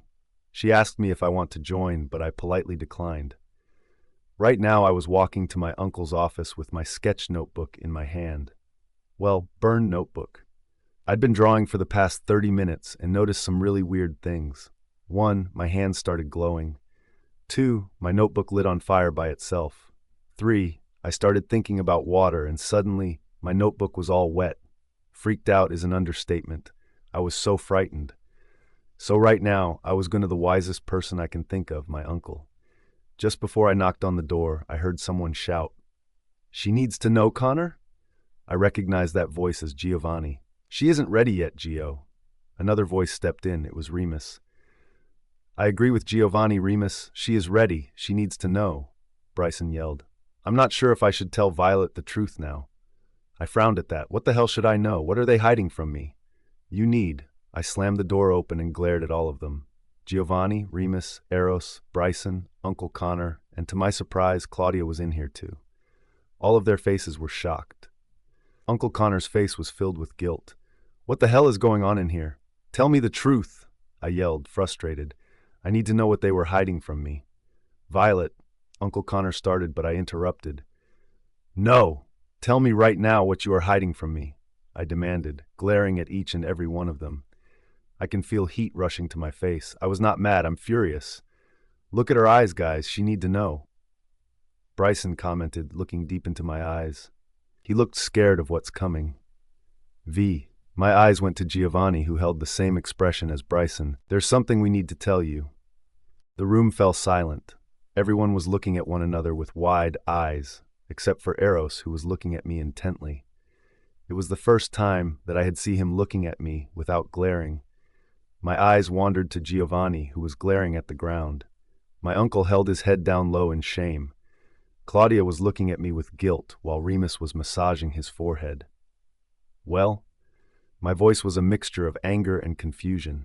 I wanted to know the truth, but at the same time, I was scared of it. My eyes kept going from one face to another, waiting for someone to speak. All of them were looking at each other, as if trying to decide who's going to tell me the truth. I felt like I was in a movie where the girl is in the same place, but at the end, she knows that they're spies. Please tell me they're not spies. If no one's going to tell her, then I will. Eros snapped, glaring at each and everyone in the room, except for me. Giovanni let out a sigh and rubbed his temples. V. Giovanni cleared his throat with his gaze focused on me. I didn't want it to come to this, but I guess you were bound to know. Violet, you're not who you think we are. His voice shook as he said that. Bryson's eyes were full of fear. Same went for Claudia and Remus. Eros remained emotionless. I replayed what he said over and over again. What do you mean? The tension in the room was unbearable. You could hear the sound of a pin if it dropped. Giovanni rubbed his temples, then crossed his arms. We're royals, Violet. I was a little surprised by his statement, but confused as well. That's it? That's what they were going to tell me? Okay, boo-hoo, they're royals, so what? Okay? I didn't really understand what they implied. I heard a chuckle coming from the other end of the room. All heads turned to Remus, who was smirking. When he noticed all attention was on him, his smile fell down. That's it, you're royals? No offense, guys, but so what? What do you expect me to do? I questioned with a raised eyebrow. Bryson was glaring daggers at Giovanni, as was Remus, Claudia, Uncle Connor. I almost forgot he was even in the room, and surprisingly, Eros. Good job, dipshit, great going. Bryson growled as he smacked Giovanni at the back of his head. What did you expect me to do, moron? Was Giovanni's reply, which earned him another smack. Stop hitting me, Giovanni hissed, his eyes going darker and darker with each moment passing by. Would you stop it already? Remus ordered, but the other two kept shooting threats at one another. Seeing Claudia's bored expression, I nearly laughed. I know it wasn't the right moment to do so, but it was so funny, especially with dipshit and moron throwing insults at each other. Stop! Both Giovanni and Bryson froze in their places as my uncle's booming voice was heard. I couldn't help but let a small laugh escape my lips. Many eyes settled on me, including Eros's. I can see frustration taking over his features. Maybe I was right. Maybe he is Mr. I got temper. Violet, I wanted to talk to you about this very issue a long time ago, but was afraid of your reaction, my uncle stated. I crossed my arms and waited for the big bomb. They're royals, okay, what's next? Them being supernatural beings? Violet, we're royals. Supernatural royals. My jaw hit the floor the exact second those words left Giovanni's mouth. He must be crazy. Couldn't you think of a better joke? I mean, come on. I'm not an idiot to believe this stuff. I rolled my eyes and started laughing. Man, he's crazy if he thinks that I'm going to believe this sort of dumb shit. He's so wrong. Violet, he's not joking. Uncle Connor's serious voice cut my laughter. I looked at him and swallowed loudly when I noticed the look on his face. It screamed out, no joke. Wait, you're joking, right? I stuttered, looking at them as if they were some sort of aliens. I was practically going haywire. No, this can't be true. I took a couple of steps backwards, trying to touch the knob. I must get away from here. They must be crazy or hallucinating. When my hand reached it, I turned around and tried to open the door, but it didn't open. Not so easy, princess. I let out a small scream when I saw Remus right next to me. He had his hand on the door, blocking me from getting out of the room. How did you? I put a hand on my forehead and breathed heavily. No, this can't be true. Supernatural beings aren't real, or are they? I'm a vampire, Remus answered coolly, snapping me out of my thoughts. You need to stay strong, Violet. Prove it, I stated, crossing my arms with a challenging look on my face. The only thing Remus did was shrug and take a few steps back. I wondered how he was taking this situation so calmly? Remus asked, making my eyes widen. He had a small smile on his face. It's part of being a vampire. He paused. I think. He scrunched his face, making him look funny. Oh well. He shrugged and put his hands in his pockets. He closed his eyes and waited for a few seconds. I put a hand on my mouth as I started seeing fangs. They looked so sharp and dangerous and were white as snow. I gasped when Remus opened his eyes. They were so dark. It's part of transforming, he said, then walked and sat next to Eros. Oh yeah, Bryson was the one to talk now. Reading minds in high speed is what Remus can also do. Bryson grinned, then pointed at himself. But I can do better. He licked his lips, making him look devilish. You should know that I'm hotter, Bry. Remus put a finger on his chest, pointing at himself with a sparkle in his eyes. In your dreams, sucker. Bryson rolled his eyes, then stood up, flexing his muscles. Now this, he looked at me and continued, is what the ladies love. I think Bryson was imagining himself in a photo shoot since he was making poses. Remus stood up and got close to Bryson. Want to bet, pretty boy? I heard Claudia ooh when Remus said that. Eros chuckled. Oh, it's a miracle. The boy can actually laugh. Not again, Giovanni groaned, rubbing his temples. Okay, people, he snapped, making all attention fall on him once again. Let's go back to the subject, then you two can argue about who's hotter, even though both of you are ugly, he barked. Boy, was he angry. Bryson and Remus were about to retort, but when Giovanni held his finger, then huffed. Damn shit ruining my fun, he mumbled, making us roll our eyes. Remus mumbled, shut the hell up, earning a smack from Claudia. As you saw, Remus is a vampire. Well, a vampire prince. Giovanni started looking nervous as hell. Bryson is the prince of werewolves. Bryson winked at me and got a smack from Remus. Stop flirting, you whore, he murmured. Both of them fell face, first onto the floor, and groaned. Claudia had her hands on her hips, glaring at the guys. She mumbled bitches, then sat on the sofa. I'm the Prince of Angels along with Claudia, who is the Princess of Angles, Giovanni continued. Eros is the Prince of the Demons, and your uncle is the King of Witches. He waited a few seconds, letting everything sink in. Eros seemed unfazed by what Giovanni said. He was looking outside the window like nothing happened at all. To say I was shocked was an understatement. I was stunned. Never have I ever thought that this would even happen. Never have I ever thought that supernaturals are real, but right now, everything seems to be true. My mind went to the English literature class, the story of the witches, how Eros reacted in class, how Mrs. Wilson looked at me and whispered how special I am. Everything just clicked together. If Uncle Connor was king then, I looked at Uncle Connor and he nodded as if he read my mind. My father was the king of witches. He was the one that fell in love with a mortal, my mom. Everyone was impatiently waiting for my reaction. It's like they were scared of what I was going to do. Everything became too much. I just couldn't handle it. My vision became blurry and I felt dizzy. My body hit the floor with a loud thud, and all I saw was black. Remus and I stood in the ballroom after Violet had been taken to a room to recover. She had yet to regain consciousness, though we weren't concerned yet as we knew that she would have trouble coping with this. Her uncle had his worries about the way she would react. However, this was one of the best ways possible, silently. As I thought over the events of the last few hours, Remus's voice pulled me out of my musings. Why are you being so hard on Violet? Remus asked, making me sigh exasperatedly. You know why I dislike her, Rem. We have been through this already. Witches and demons already were sworn enemies when they were created, but after the war, things only got worse. I stated, leaning against the wall with my arms crossed. No one needs to tell me that I'm being hard on Violet, essentially because I already know I am, and I'm doing it on purpose. Besides, what's the use of befriending her when demons and witches have always hated each other's guts and aren't about to change that anytime soon? That's not a good enough reason, Eros. Violet is an amazing girl. He snapped. Just give her a chance. Remus pleaded, making me sigh once again. I know that Violet is a lovely girl, but my father strictly ordered me not to communicate with her. I didn't know what he had in mind, but I know it's definitely not good, and probably not going to end well. My father had always hated witches, well, at least for as long as I could remember. No one knew why, though, not even me, his own son. I shook my head and rubbed my temples. What if my father found out about this? He would have my head on a platter. After thinking it over, though, I looked at Remus and nodded slowly, making him smile brightly. I better not regret this, Rem.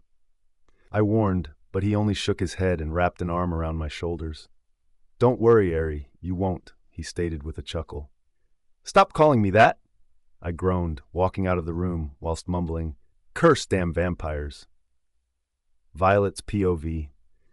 As I slowly came around, I sat up and swiped at my eyes, hoping that would make everything I had seen over the last 24 hours suddenly disappear, but grudgingly got getting out of bed when all it really gave me were sore eyes. I replayed everything that had happened and rubbed my temples soothingly. I really needed some Tylenol, but settled for making my way into the bathroom and take a nice long shower instead. Feeling the hot water run down my body made me relax, though. It felt so heavenly, it would have been hard not to. I eventually wrapped a towel around myself and got out, even though I have a feeling I would have been content to stay there all day. But as I was walking towards my wardrobe, I kept asking myself one question. How will I face the guys? I mean, sure, they're still the same people, but wow, I never expected them to be supernaturals. I opened the door of my walk-in closet and started rummaging through clothes. Facing the guys was one thing, but the part I was most scared about was talking to my uncle. I was scared, not of him, but of the truth, which I was sure had been left out from quite a lot of my life. I sighed and shook my head. This is getting too much. I finally picked a black shirt, denim pants, and a black Converse.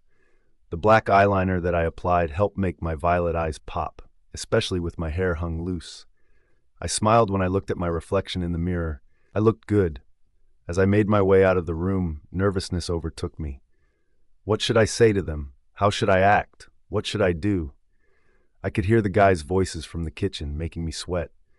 Putting my hand on the wall next to me, I waited until my nerves calmed down. Well, as much as they were going to calm down, I guess.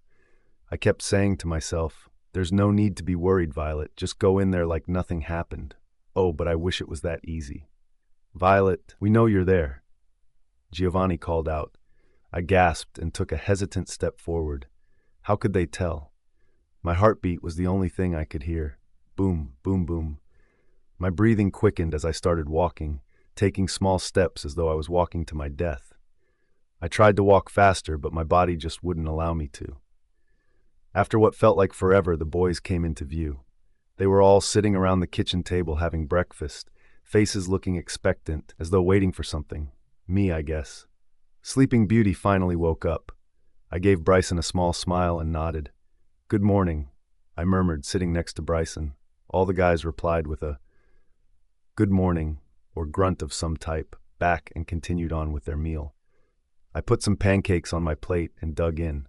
After finishing a quiet breakfast, all of us went to the living room and sat in silence. Again, Bryson coughed, looking around the room, finding the ceiling interesting.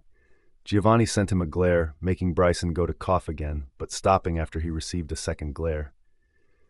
Well, this is awkward, Bryson pointed out, putting his hands on his knees while raising his eyebrows. I smiled at that. Bryson can be pretty straightforward. Yeah, I agreed, still looking down. I guess I have to start this as much as I don't want to. Look, I stated, looking at the guys. What happened yesterday is a little big to take in. I just need a little time. I never believed that supernatural beings were even real and, well, what happened yesterday was a bomb. Yesterday, I only knew that my father was the king of witches. I was about to continue when Remus interrupted. You knew about that? Shock was evident in his voice. I simply nodded and continued on. Like I was saying, yesterday I knew that my father was king, and him being a witch means that I'm a witch too. But that was where my knowledge stops, so to be honest, I don't really know what to do right now. I sighed. Being a werewolf, vampire, angel, demon, even an elf. There are no such things as elves, grinned Bryson, interrupting me. As he spoke, I took in what he was wearing, a white shirt with blue writing across it and fitted gray jeans. Not bad, I thought, and immediately bit my tongue softly, stopping myself from accidentally speaking out loud and inflating that big ego of his. Just what he needed, not. Let her finish, barked Giovanni, snapping me out of my thoughts and making Bryson roll his eyes. Sheesh, Someone's in his time of the month. My jaw dropped to the floor at that. Oh no. Bryson was grinning from ear to ear while Giovanni was turning red. I wasn't sure if it was from anger or embarrassment, probably both. "Shut up," he hissed, crossing his arms.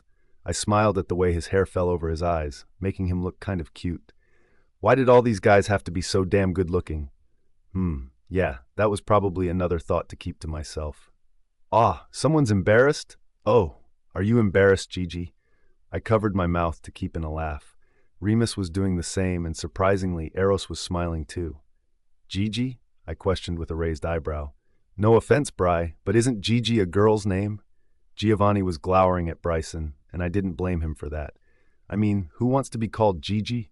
Bryson was about to respond, but suddenly stopped, making my smile falter. He had a big smirk on his face, and boy was it creepy. Guys, do you want to know what Giovanni's first girlfriend called him? He asked us with raised eyebrows. Giovanni's eyes widened as he heard what Bry said. Was it that bad? I don't know you people. Eros shook his head while putting a hand on his forehead. He looked kind of, well, cute. I mentally slapped myself at that one. That's definitely a big no. Thinking about Eros in this way will only lead to you falling for him, and Violet, you do not want to fall for Eros. I kept chanting the exact same sentence over and over again. I sighed, hoping that it actually got through to my stupid brain, and leaned backwards in my chair, returning to the conversation around me. I guess I'll talk to them all later, as clearly, Bryson and Giovanni's chit-chat is far more important than what I've got to say. Looking up, I saw Remus chuckling. Huh, why the hell is he even? Can you stop reading my mind? I snapped, looking directly at Remus, as it hit me like a slap in the face. Damn it, forgot about that. He just shook his head, still chuckling, and started walking out of the room. Oh, Violet, my head went to Remus. Your uncle said to come to his office ASAP, along with Eros. He winked and in a flash was out of the room. My blood had started boiling when he said that, and just the thought of spending the next half an hour with him made me want to pull my hair out in frustration. Why did my uncle even want Eros to come with me? He's nothing except a big baboon. My eyes wandered over to Eros and I found him staring at me. The coldness was still there, but it was as if it had, I don't know, lessened? If that was even possible. Eros abruptly stood up and walked out of the room, and I took that as a signal for me to get up and follow him. Walking through the corridors, I kept staring at his back, making me wish I knew what he was thinking. He must have felt my laser stare, however, because every now and then he would glance back at me.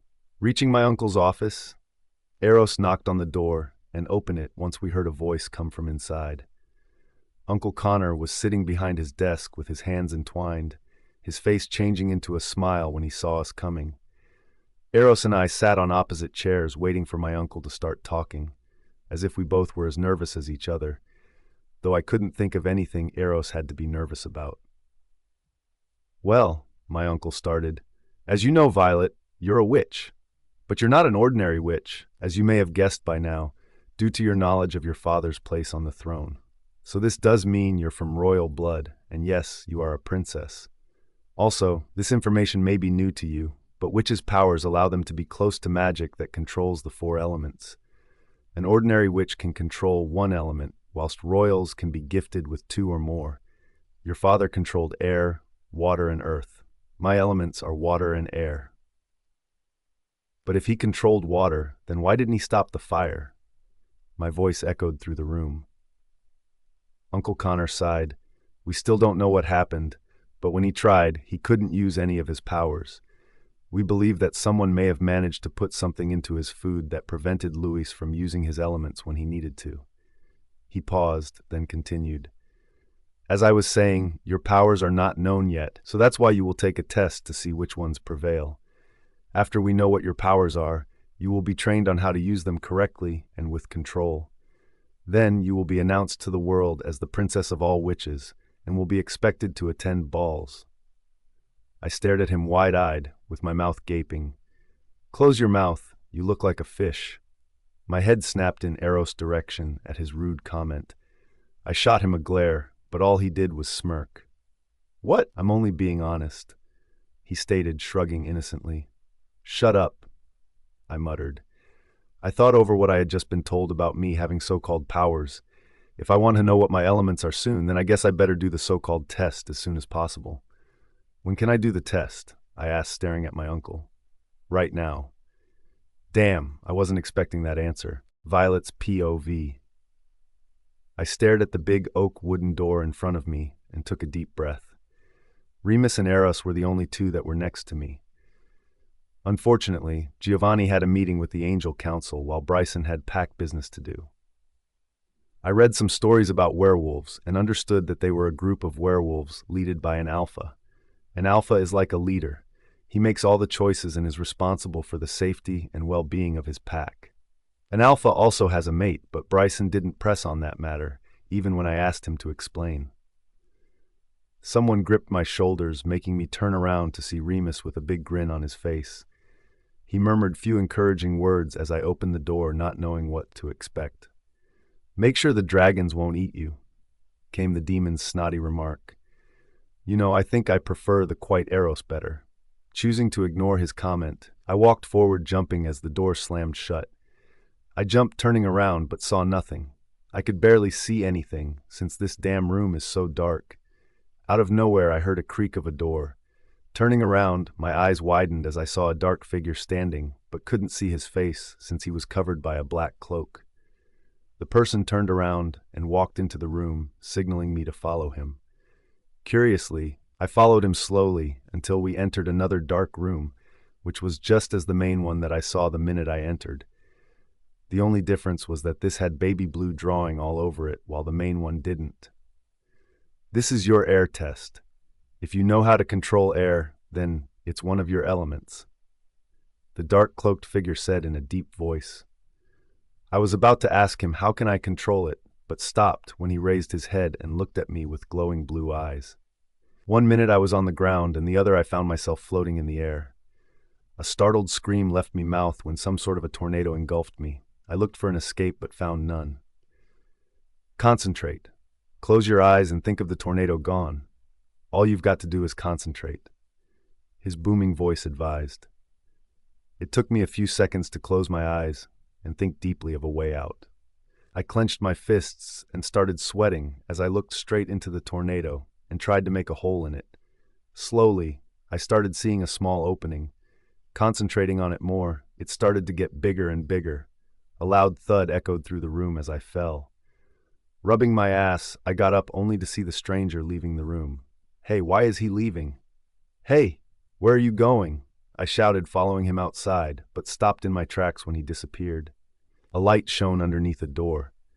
Taking hesitant steps forward, I followed the light till my foot neared the edge of the door. There was a plant placed on a small table in the middle of the room. I looked around and saw similar drawings to the one I saw in the first room.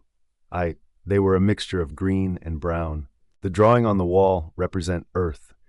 Earth usually stands for soil and nature. You can do many things with the earth element, such as changing soil into rocks or making plants grow. I looked at the man who was touching the colored drawings. Unlike the other person that I saw, he was wearing normal clothes, a black button-up shirt and black pants. He turned around, letting me see his face. He had blazing blue eyes, shoulder-length blonde hair, and was standing tall, probably 6'1". To pass this test, you have to turn the soil into rock. He pointed to the table that had a glass on it. Concentration is the key. I will not tell you what to do because if you're a real earthbender, then you'll know what to do. He finished his statement by this. If I was a real earthbender, then I'll know what to do. But the problem is, I didn't know what to do. I just have to try then. I looked at the glass of soil and imagined it crumpling until it became a rock. Nothing happened. I tried again, this time glaring at the glass, but like the first time, and yet again, nothing happened. Frustrated, I gritted my teeth, tried once again, this time closing my eyes and thinking of it turning into a rock. Imagine yourself lifting a huge rock. I pictured myself in a huge green field looking a huge rock in front of me. I bent down and took it in my arms, trying to lift it. Putting so much effort in lifting it, the work finally paid in. Feeling physically exhausted, I dropped the rock and opened my eyes only to find myself staring at the broken glass. What the? Looking down at the floor, I gasped when I saw what I accomplished. Finally! After all this work, I eventually passed this. A smile made its way to my face. Looking up to talk to the person that was here, I frowned when I saw no one was here. Great, I thought, rolling my eyes. He just disappeared like the first man did. I got out of the room knowing that I should open another door. There were two doors, one to the left side and the other to the right. Eeny, meeny, miny, mo. Catch the tiger by the toe. If he hollers, let him go. Yes, I know it's stupid, but I had to do it. I just couldn't choose. My finger landed on the left door. I shrugged and walked in its direction. Opening the door, I went in and gasped at the beautiful waterfall that I saw in front of me. Unlike the other two dark rooms, this one was full of light and energy. I closed my eyes and took a deep breath. Everything in this room was so relaxing. The sound of the waterfall calmed down my nerves. The smell of the roses was so refreshing. The amount of wind around me was so incredible. I opened my eyes and sighed. I wish I could stay here the entire day. Water can be so relaxing. It brings you to live, makes you relax. The sound of it is like a symphony, but it can also be deadly. I turned around when I heard a feminine voice speak. I gasped when I looked at her. She looked like a lady in her early 30s. She had very light, silky blonde hair that reached her waist, big baby blue eyes making her look like an angel. She had a petite but pointed nose, red full lips, and flawless white skin reminding me of Snow White. Mesmerized by her beauty, I couldn't help but stare at her. When I noticed her lips twitching, trying not to break into a smile, I looked away embarrassed. Her hand touched my cheek, making me look at her.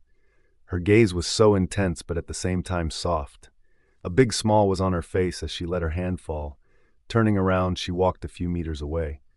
"Tell me, child, see the waterfall right there?" she asked me, her back still facing me. "Yes. I want you to stop the water flowing, freeze it in place." I swallowed nervously. Did I hear her correctly? How can she expect me to freeze water? She's not serious, right? "Let me see if you are a waterbender." Her sweet, soft voice turned hollow. "Make it stop," she ordered. I nodded quickly, then faced the waterfall. How does she expect me to stop it? "Raise your hands, child. Open your hands and imagine yourself pulling the current towards you.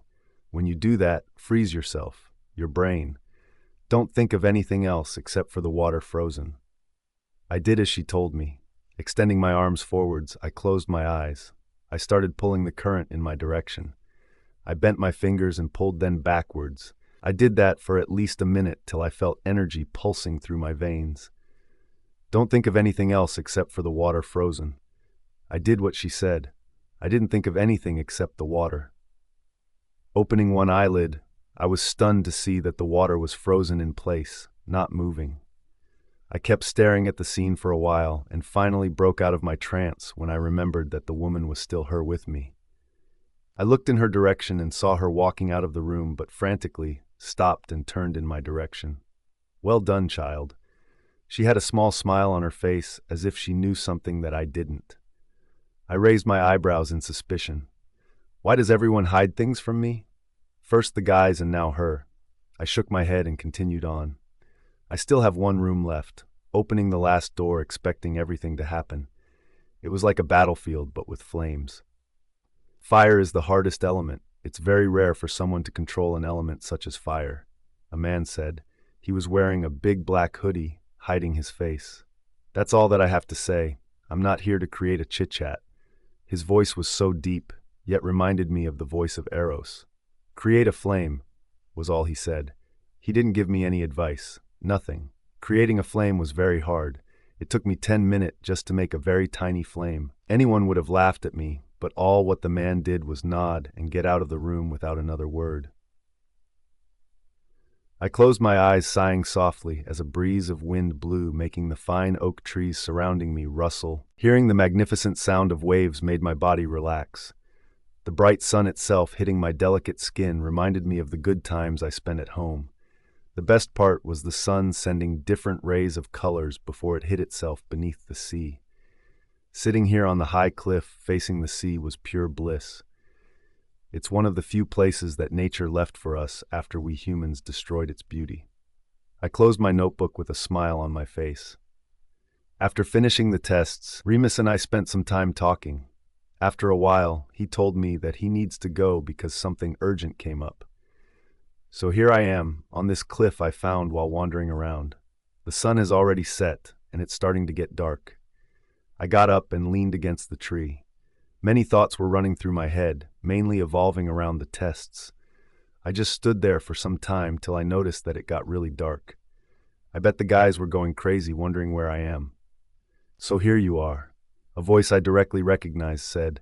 I turned around only to find him standing in all his glory leaning against a tree with a smirk on his face. Him. Eros. I swallowed hard as I saw him standing there. Despite the tiredness that hung in his silver eyes, they still held a devilish flame that appeared indistinguishable. Checking me out, are we now, Violet? He teased, slipping his hands into the pockets of his jeans as we began to walk closer. Yeah, right, you wish. I tried to make my voice sound strong, but mentally cursed myself when it broke at the end. He didn't seem fazed by what I said. He was a prince after all, and accustomed to women falling for him, which only seemed to fuel his already inflated ego. Doesn't seem convincing. That agonizing smirk of his got bigger when I didn't answer him. I averted my eyes as he walked in a circular motion around me, like an animal stalking its prey. His eyes went black, making him look even more dangerous than before. Why are you here? I asked, my voice fading as I let my sentence hang. Eros stopped walking and looked at me with a shocked expression, but quickly covered it up. The guys and your uncle were worried since you've been gone for a while. He paused. So I started searching for you in Viola. Here you are, he answered, but there seemed to be something else seemed to be on his mind. He wasn't telling me. Oh. Silence fell between us. Eros turned toward the ocean and closed his eyes. I was shocked to see his face relaxed. He looked so different right now, so at ease and calm. It was another Eros, and it was nice to see him in this blissful state. Do you have any siblings, Eros? Out of nowhere, that question popped in mind. Eros's eyes shot open as his face grew hard and as he nodded. Yeah, brother, was all he said. I could tell from his harsh tone and tensed form that he had said all he was willing to. How did you do in the test? He asked quickly, moving away from the previous topic. Despite his efforts, it was clear from the way Eros chewed the inside of his lip he was anxious. I was pretty good. Aside from the scary-looking person that I met, I think I passed all of the exams. I shuddered when I remembered the first room that I came across. The person that was in there was terrifying. Eros raised his eyebrows in a look of astonishment. For a while he simply stared at me with his silver eyes until a small smile crept onto his face. Congrats, was all he said before closing his eyes against the ocean breeze, and we once again fell into silence. Questions began running through my head. Why? Why the sudden change of attitude? From the minute I stepped into this school, he had been all but rude to me. So why? The questions kept on repeating themselves in my head, growing louder and louder by the minute. Why? My voice croaked as my eyes landed on his face. His eyes popped open and he raised a questioning eyebrow.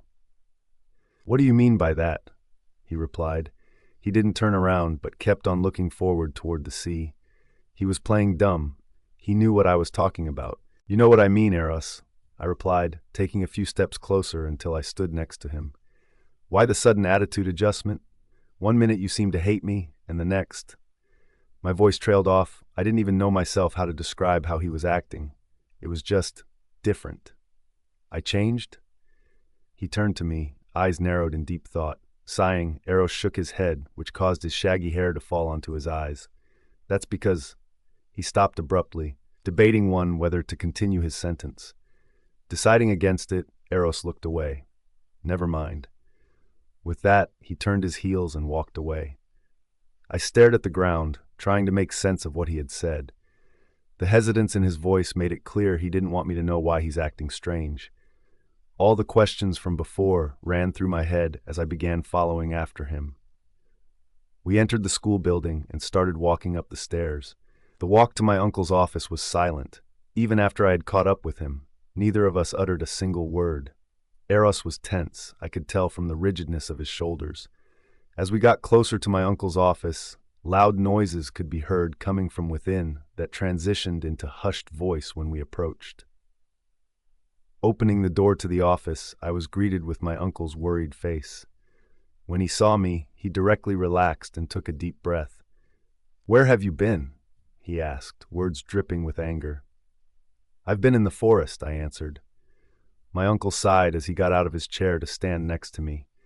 I had been expecting him to yell at me, but was surprised when his finger softly touched my cheek. As I looked up in confusion to meet his eyes, I saw that were full of fatherly love. "Don't ever do that again, Violet. I was about to close the school grounds to look at you. You could have been kidnapped for all we know. You are a princess now, a target for many people." His hand fell and I nodded guiltily. The worry in my uncle's eyes made me realize how panicked he must have been. Sliding my hands into my jean pockets, I felt my shoulders hunch with shame. As I meekly looked around the room, I saw Remus, Bryson, Claudia, and Giovanni, each sitting on different chairs wearing big smiles. Rather than a smile, however, Giovanni wore a look of irritation. All of a sudden, I heard a loud squeal erupt from Claudia's lips. She leaped across towards me.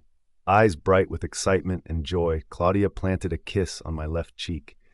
With her hands squeezing my shoulders zealously, I could only look at Claudia with amusement as she started rambling. Was she okay? Bryson must have noticed my expression and began explaining Claudia's behavior. "Look here, Vi," he stated, pointing his finger in my direction. "There are two reasons why Claudia is acting this way," he stated. "One, she's drunk." He paused, checking his nails before continuing. "Two, she turned less." Claudia's hand made contact with Bryson's mouth, making him howl in pain. I couldn't help it anymore and bursted into fits of laughter when I saw Bryson's face branded with Claudia's handprint. Remus and Eros joined in, and surprisingly my uncle, who cracked a smile. All of us listened as Bryson and Claudia had a heated conversation. "I'm what?" she demanded, putting her hands on her hips as she glared down at him with a furious expression. I put both of my hands on my face and shook my head, trying to control my laughter. Bryson looked like a deer caught in headlights, while Claudia resembled a mother scolding her kid. "You're the most amazing, incredible, lovely, and wonderful girl I've ever known." Bryson shot a grin in Claudia's direction, making her smile. "I know, right?" She turned to me and squealed yet again. "Violet, guess what?" she asked with a huge smile on her face. "What?" I faked enthusiasm and waited for her to continue. "You've passed." Giovanni's hand landed on her mouth, stop her from what she was about to say. Her uncle is going to explain that. He gave me a smile, which I was sure was fake, but I let it slide. I was definitely going to talk with Giovanni after we left my uncle's office. His bizarre behavior and feigned happiness set me on edge. I'm sure that he's annoyed by something I have done, but I can't spot it. Yesterday, he was acting fine, and I had no idea what could have happened to make him so moody. "Violet," my uncle spoke, "to our surprise, you've managed to pass all the tests." My eyes widened as I listened to what he said. "Having all of the 4 elements belonging to one person is unheard of. That alone makes you special, Violet. Tomorrow, you will meet your trainers and start practicing. You will take private self-defense classes the day after tomorrow," he informed, smiling proudly. "You may go now, but Eros, please stay," he said, looking directly at Eros with a neutral face. Everyone immediately got up to leave and reached the door before I could. "Eros, remember what I told you." That was the last thing I heard as I had closed the door behind me. As I began the long walk back to my dorm, I couldn't help wondering, what did they talk about? Violet's POV. "Si la mamma è buono." Yes, Mom, everything is good. Giovanni smiled slightly as his mother rambled on about how much she missed him. "Mi manchi troppo, non ti preoccupare, mi prenderò cura di me stesso." I miss you too, don't worry, I will take care of myself. He put his hand on his hip with an annoyed expression on his face. "Mamma, sarò bene. Fermata donandovi un attacco di cuore." "Mama, I'll be fine. Stop giving yourself a heart attack." Although I understood nothing of what he was saying, I was sure that his mom was worried sick about him. True, especially when he's Mommy's little boy. Remus gushed, putting his hands below his chin with a sickly sweet smile on his face. Giovanni turned to glare at him, but his glare quickly faded away when his mom screamed through the phone. "Rispondervi madre Gigi." Answer, you mother Gigi. Bryson, who was drinking a cup of orange juice, spat it into Remus's face. I choked on my laughter as Remus wiped the juice from his face with disgust. Bryson turned serious as he took a white napkin that lied on the table in front of us and slowly started to clean his mouth. Ahem. As I was saying, Natalie Portman would definitely suit Remus since she got one hell of a body to satisfy his needs and cravings. Moreover, Bryson didn't get to finish what he was about to say as Remus jumped on his, making them both land on the floor.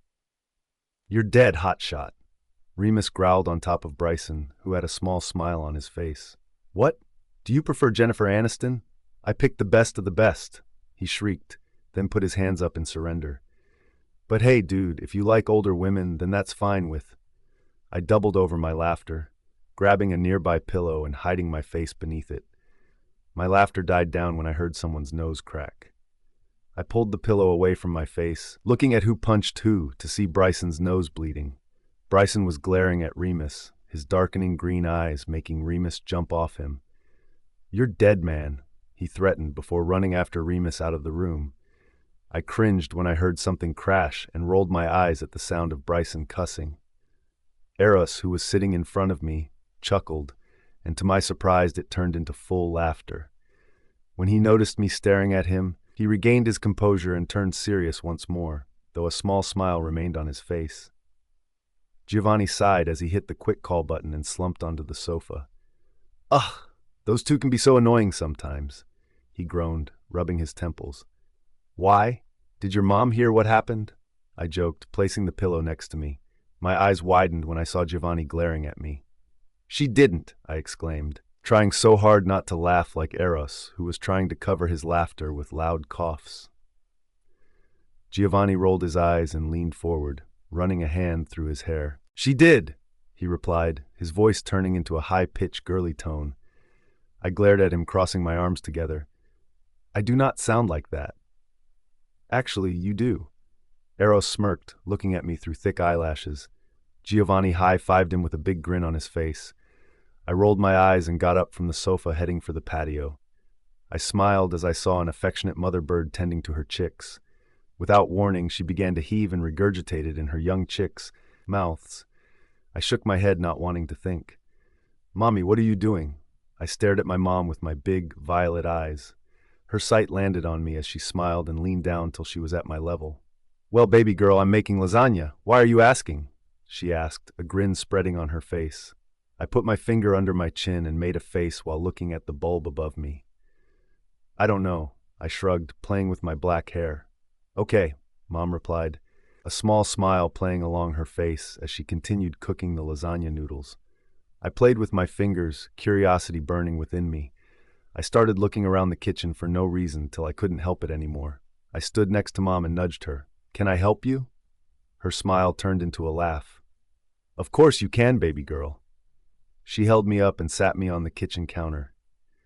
"Here you go. Stir the noodles and I'll make the sauce, okay?" I nodded and moved the noodles. I laughed when I remembered the memory. At the end of the day, both of us were covered with tomato sauce because I couldn't resist waving the spoon in the air. "You got sauce on your nose, Mommy," I giggled, pointing to Mom's nose as she started to wipe her face. She put the tissue on her nose and wiped the tomato sauce. I giggled and shook my head, pointing to another area. I did that several times till my mom caught up with what I was doing and chased me around the house. "Why, you little..." I laughed out loud and tried to get out of her grip as she started tickling me. "Mommy, ha, stop!" I begged, thrashing around as loud giggles escaped my mouth. Well, what is happening here?" My dad was standing next to the kitchen door. Mom let me go the minute she heard his voice, making me run and hide behind my dad. She had sauce on her face, so I told her where they were, then she started tickling me.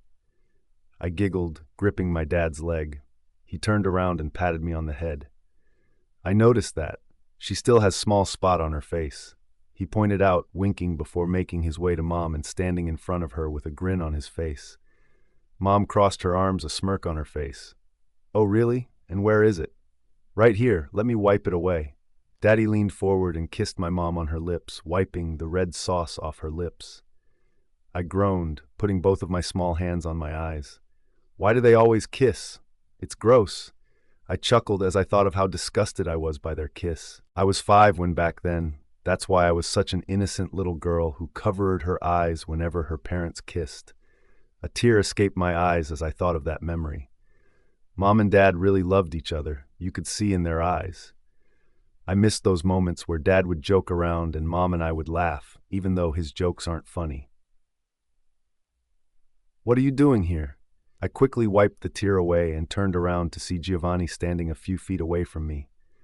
"Nothing, just enjoying the view," I replied with ease. Giovanni nodded, believing what I said, and stood next to me.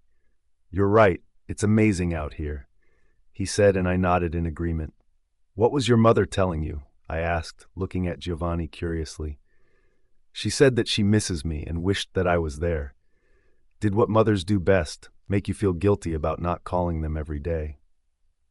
Giovanni laughed a little, and then silence filled us.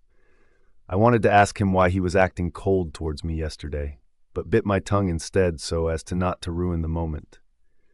Giovanni scooted closer to me till our arms were touching. I bit my lip and kept my gaze forward. Giovanni wanted to say something, but his phone started beeping. He took out his phone from his pocket and read the message. Sighing, he put it back in his pocket and looked at me with apologetic eyes. I smiled and nodded, knowing that he should go. "I'm sorry for yesterday. I didn't mean to act distant. I was just a little bit mad." He pressed his solid chest against my back, and I couldn't help shuddering in delight as I felt his breath tickling my hair. "And don't forget that tomorrow's your first day training." Suddenly his presence was gone. I exhaled a breath of relief and touched my cheeks, which were now flaming red. I caught sight of someone leaning against a tree not too far away.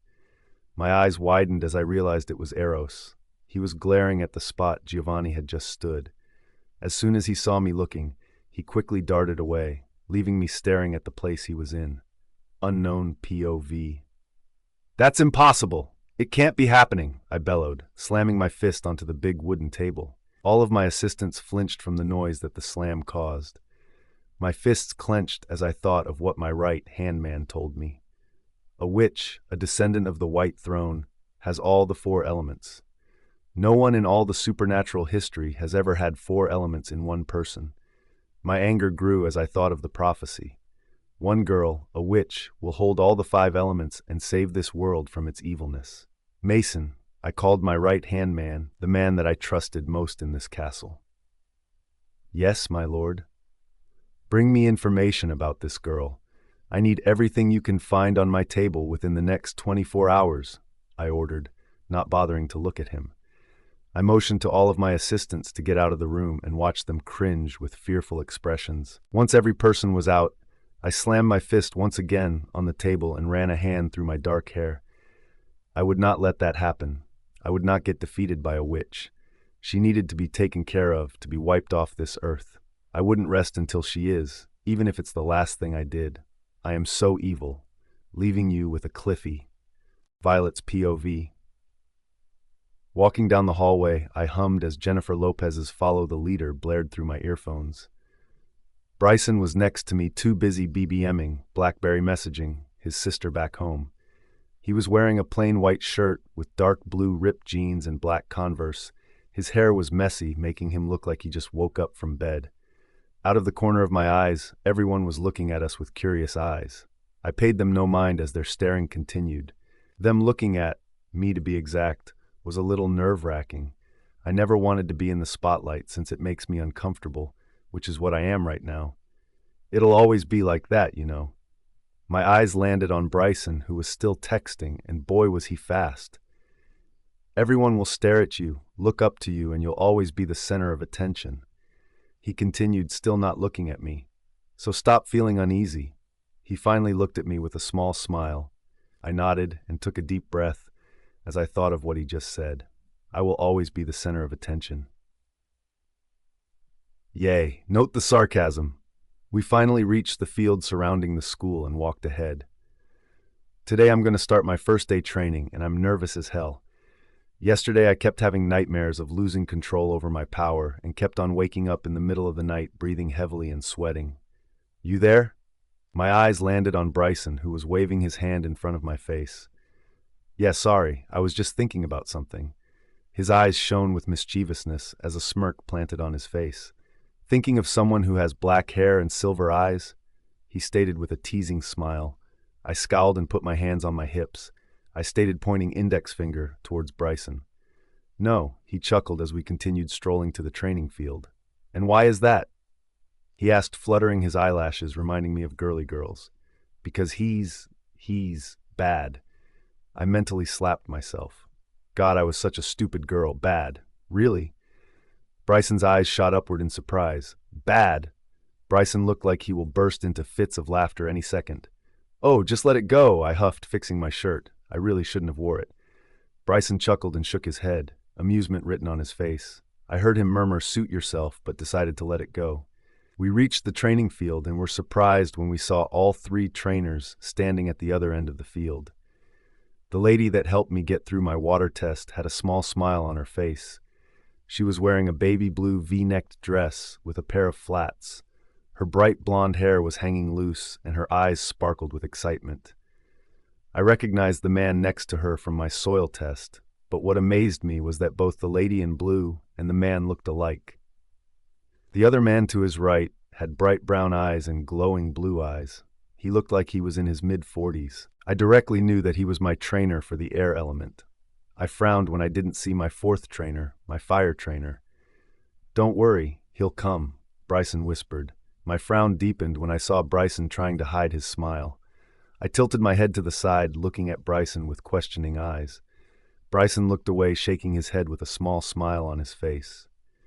There are a lot of surprises left for you. A voice repeated in my head. I shook my head, trying to forget what I heard, and focused on the trainers that were coming my way. Bryson and I started moving in their direction. With each step, I became more nervous.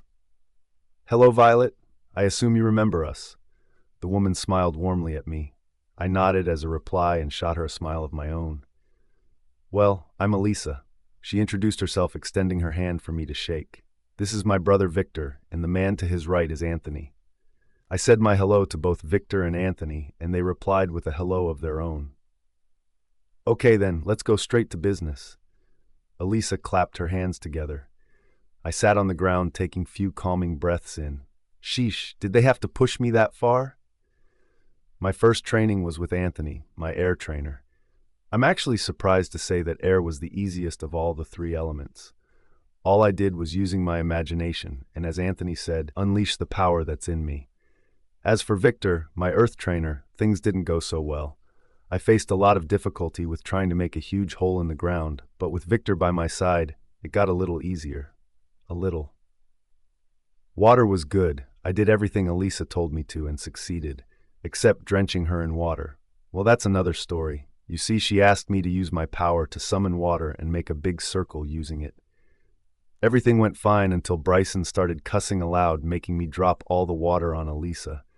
Elisa, Victor, and Anthony left a while ago, saying that I did well, except for Elisa, who gave me a piece of her mind. I swear that woman is crazy. This stupid BlackBerry just won't work. Bryson groaned, throwing his BlackBerry on the ground. Wait a second. So you're telling me that the reason why I lost control over water was because your BlackBerry wasn't working? I asked, standing up, disbelief evident on my features. Bryson only nodded as he started to pace back and forth. I want to get the new iPhone. It's way better than this shitty phone. He whined, picking up his BlackBerry from the ground and glared at it. Or maybe the new Motorola. That would be so awesome. He grinned, looking at me with excited eyes. Then why don't you get one? Well, this is the 50th phone that I wreck, and my parents warned me that they won't bring me another if I ruined this. He replied, sounding defeated. I shook my head in disbelief and chuckled. That boy is unbelievable. Hey, do you know why my fire trainer didn't come yet? I asked, changing the subject. No, He paused, looking like a deer caught in headlights. Ah, I mean your trainer should come soon. He replied, giving me a smile that was full of nervousness. Am I missing something? Bryson looked behind me and suddenly his features relaxed. Hey, Eros.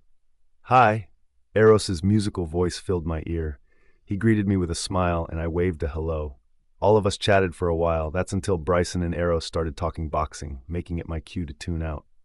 And that's Giovanni right over there. Bryson declared while standing next to me.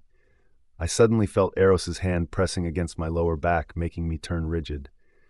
I looked up at him, trying to comprehend what was he doing, but was shocked when I saw that his face was neutral. I found myself staring at Giovanni and another guy coming this way. Giovanni was wearing a button-up white t-shirt and black pants.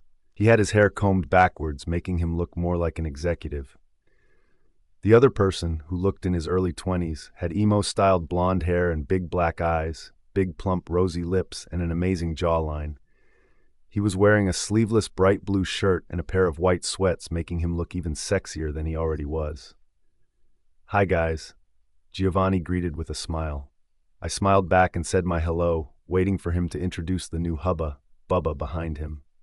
The guy behind, who was staring at Eros, had a huge smirk on his face. "Guys, this is Peter," Giovanni introduced. "Violet, from now on, Peter is going to be your new personal trainer. As you know, a princess should be trained well so she can go through everything, and Peter right here is going to help you." Giovanni finished with a grin on his face. Bryson was the first one to greet Peter, and then my turn came. "Nice to meet you, Peter." I extended my hand, but instead of him shaking it, he took it in his and kissed it. "Pleasure to meet you, my lady," he said, looking up at me. I blushed, avoiding his gaze, and retreated my hand. The atmosphere turned uncomfortable when Eros and Peter's eyes locked. Peter smirked and Eros's fists clenched. I looked at Giovanni and Bryson, trying to understand what was going on, but they looked as lost as I was. "Hello, cousin." Violet's POV. My jaw dropped as I heard what Peter just said. "Cousin?" Giovanni and Bryson's reactions were the same. They both had a dumbstruck look on their faces. I took a step to the right and looked at Eros, and boy was he mad. His jaw was clenched, fists were balled up, and eyes were full of anger. I'm going to admit, Eros looks so intimidating right now. Something bad is going to happen. I just feel it. "What are you doing here?" he bit out, anger seeping through his words. Peter seemed unfazed by the danger that Eros's words held and kept smirking. "What do you think I'm doing? I came here to train Princess Violet," Peter replied in a mocking tone. My brows shot up. Peter was in a lot of trouble. Eros looked even angrier. His eyes turned black, and all of a sudden, a fist connected with Peter's jaw. "I may be your cousin, but I am still your prince and soon to be king. You won't talk to me in such a manner," he growled, lowering his hand to the side, and Peter spat out blood.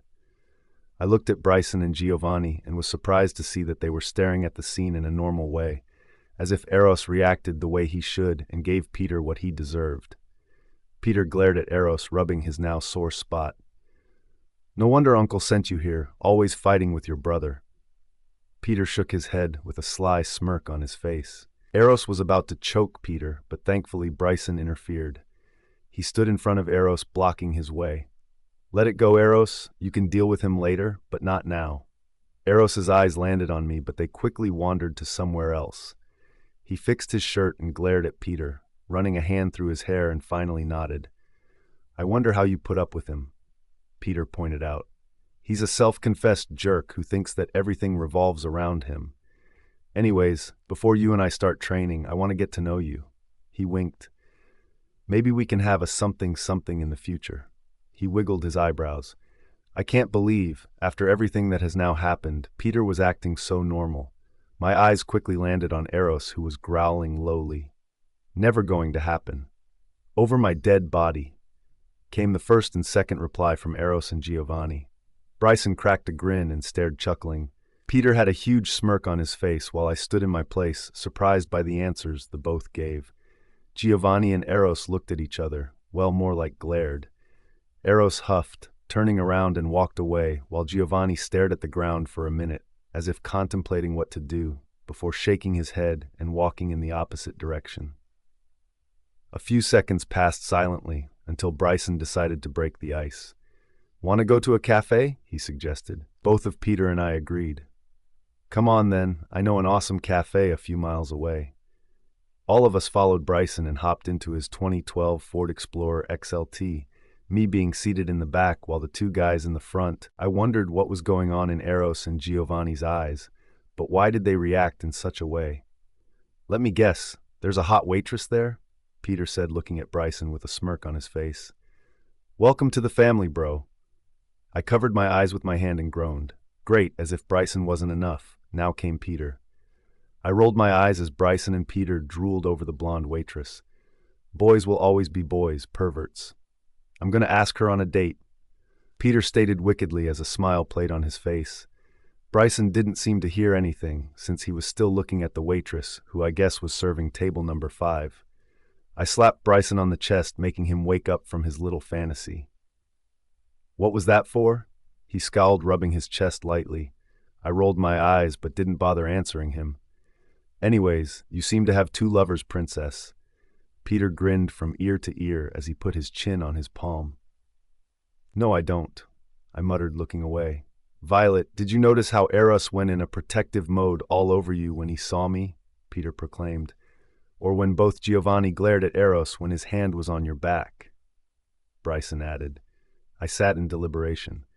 Peter and Bryson noticed my discomfort with the subject and started talking about cars. I tapped my fingers on the table and looked at my lap, thinking of what both of them just said. Eros would never look at me in such a way, but I wasn't sure about Giovanni. But what if he thinks of you like that? A voice murmured in my head. I closed my eyes, trying to clear everything that was going on in my head. After an hour, all of us decided to leave, and in a few minutes, we were back at our dorm. The car ride was silent. No one talked, just listened to classical music. Once we reached to the school, Peter went to his dorm. He explained that my uncle gave him a private dorm in the other side of the academy. When we entered our dorm, Bryson sat in the living room with Remus and Giovanni, while I went to my bedroom and take a nice long slumber. Tell me about yourselves, I said. Right now, all of us were sitting around the kitchen table. I was actually surprised when Peter joined us. Turns out Bryson invited him. At first, Eros wasn't happy, but I think he changed his mind since he was joking around with Peter. All the guys turned their attention to me, and silence hung in the air. Why are you asking us that? Remus asked, leaning forward. Because I've been here with you guys for a while and know nothing about you. I shrugged, replying with ease. Well, I'll start, Giovanni stated. My full name is Giovanni Bertoldo de Luca. Bertoldo means a bright ruler. That's why my mom chose it. I'm from Italian origins. My favorite color is gold, and I have a sister that annoys the hell out of me. I wanted to say duh for his last statement, but kept my mouth shut. Oh, and Claudia says hi. She told me to tell you that she's sorry for not telling you that she's going to the angel kingdom. He added, making me raise an eyebrow. I'm going to make sure to give her a piece of my mind when she comes back. Now it was Remus's turn. My name is Remus Nicolaou. No middle name, thank God. I don't even want to think what my mom would have chosen if my dad told her not to pick a middle name. Anyways, I'm Greek. My favorite color is red. I play the guitar, love to sing and play basketball. That's all. He gave me a grin, making me laugh. He looked so nerdy when he did that. Bryson smirked and started talking. Oh dear. Well, I'm American, duh. I sounded so girly right now. He scowled. I'm sexy and I know it. He sent me a wink and I rolled my eyes. My little sister, who's 10, is called Jane. My brother John is 15. Don't even ask about the names. I don't even know why my parents named them Jane and John. He shook his head. It's like Jack and Jill. Well, that's what I call them. He smirked. Peter's turn came next. Well, I'm sexier than Bryson and always will be. Girls swoon when they see me. Everyone wants to meet me. I love boxing and rapping. I noticed, I said dryly, making the guys chuckle. Finally, it was Eros's turn. I play the piano, have an addiction to classic and old music, and want to study law when I grow up, even if I'm going to be king. That caught my attention. He loves law? Why law? For curtain reasons, he replied, not making eye contact. That was my sign to stay silent. Everyone started talking to each other about cars and wrestling while Eros stayed silent. Hey Violet, when are you going to be training with your fire trainer? Bryson asked, mouthful of food. First, swallow, then talk. I snapped, disgusted. Second, today I'm going to go training, I answered. Eros stood up and left the kitchen. I winced when I heard the slam of the front door. Geez, why the sudden change in attitude? What's up with him? Peter asked. No idea, I answered, shaking my head. An hour passed and I thought that it was the best time to go to the field where I'll be meeting my fire trainer. I left the dorm walking down the hallways but stopped dead in my tracks when I heard a girl's giggle. "How about we go to my room, Prince Eros?" The girl giggled, making my eyes go wide. "Eros." I took a step forward and saw a girl practically rubbing herself on Eros, who was smirking. "Not now, Danielle. I've got something to do. Maybe later tonight?" The girl giggled, then nodded. "Sure," she purred, playing with her bright brown hair. Her figure screamed slut. I crossed my arms and glared at Eros. I coughed, making them both looking at me, the girl with a smirk on her face and a wide-eyed Eros. The girl let go of Eros, stepped to the side, and walked away. Not before waving. I started walking, not giving Eros a second glance. "And where do you think you're going?" His deep, sexy voice was heard. "Training," I replied, still walking. I heard him chuckle and mutter something that sounded like, "If you only know who your trainer is," but aid him no mind. Why did he say that? Does he know who my trainer is? But the biggest question was, why did I react like that when I saw the girl all over him? Was I jealous? No, I would never get jealous over that. I shook my head and put my hands in my pockets. I couldn't help but remember those silver eyes and $1 million smile. I stopped dead in my tracks. I couldn't be falling for Eros, could I? Eros's POV. What was yesterday about? And don't bother lying, Bryson told me everything. I gritted my teeth to stop myself from snapping out an insult in response to the comment that had just been directed at me, and looked away from Remus's knowing gaze. Bryson's tongue needed to be cut off, and soon, because the dude could not keep his trap shut. But at least someone was enjoying this, since Remus had been bugging me about it from the minute we left the academy. I knew he was having a blast talking about this subject, and I had to take a deep breath to calm down before I could speak. I knew it was no use acting as though I didn't know what he was talking about, but I wasn't going to let that stop me. "What are you talking about?" My voice remained neutral as I responded, and I mentally applauded myself. I watched Remus subtly to try to see his reaction, and from the corner of my eyes, caught him rolling his eyes. "You know exactly what I'm talking about, Airy. And there goes the nickname. Again." I leant against a nearby tree and sighed exasperatedly. "I don't know what's happening, Rem. I hate what she is. Hell, I despise what she is, yet I can't help but feel protective of her. Yesterday was a mistake. I know I shouldn't have done that, especially with me being who I am, but it was a reflex." I ran a hand through my thick hair in frustration. There were a million questions running through my mind at once, all battling for dominance to be the most important, only to be forgotten as soon as another one came along seconds later. "Do what you think is right, Eros. I can't help you any more than that." Remus put his hands in his pockets and looked at the now cloudy sky, looking as though his thoughts were drifting off to somewhere else. I was about to pull him back into the conversation when he suddenly spoke again. "But if what I'm thinking is correct, then don't break her heart. Violet's been through hell, and she doesn't need any more shit from anyone," he added, looking at me straight. A few minutes passed silently as I thought about what Remus had said. Who had put Violet through hell? And why did Remus think I would break her heart, or even be able to? It's not like that kind of emotion crap was anything to do with me. But what if I was able to? And what if I did? These questions all plagued my mind until Remus noticed my worried face. "You like her, don't you?" A sly smile was plastered on Remus's face, and the sing-song quality to his voice when he said those words told me he was enjoying every second of watching me squirm. Damn, he is never going to let me live this down. "No, of course not. Why would I? That's just silly," I denied, shaking my head furiously. "Take a deep breath, Eros. Don't lose your composure." But it was too late. Besides, I should know better than to even try lying to Remus. He and I had been friends since kindergarten, because both of our parents had been friends for a long time and had liked pairing us together whenever possible. This meant we had spent a lot of time with each other and couldn't lie to one another successfully very often. But that didn't really matter anyway, since Remus knew all of my secrets and I knew all of his. He chuckled, as he had already figured everything out, and turned around. "Suit yourself. Now come on, you've got someone to train."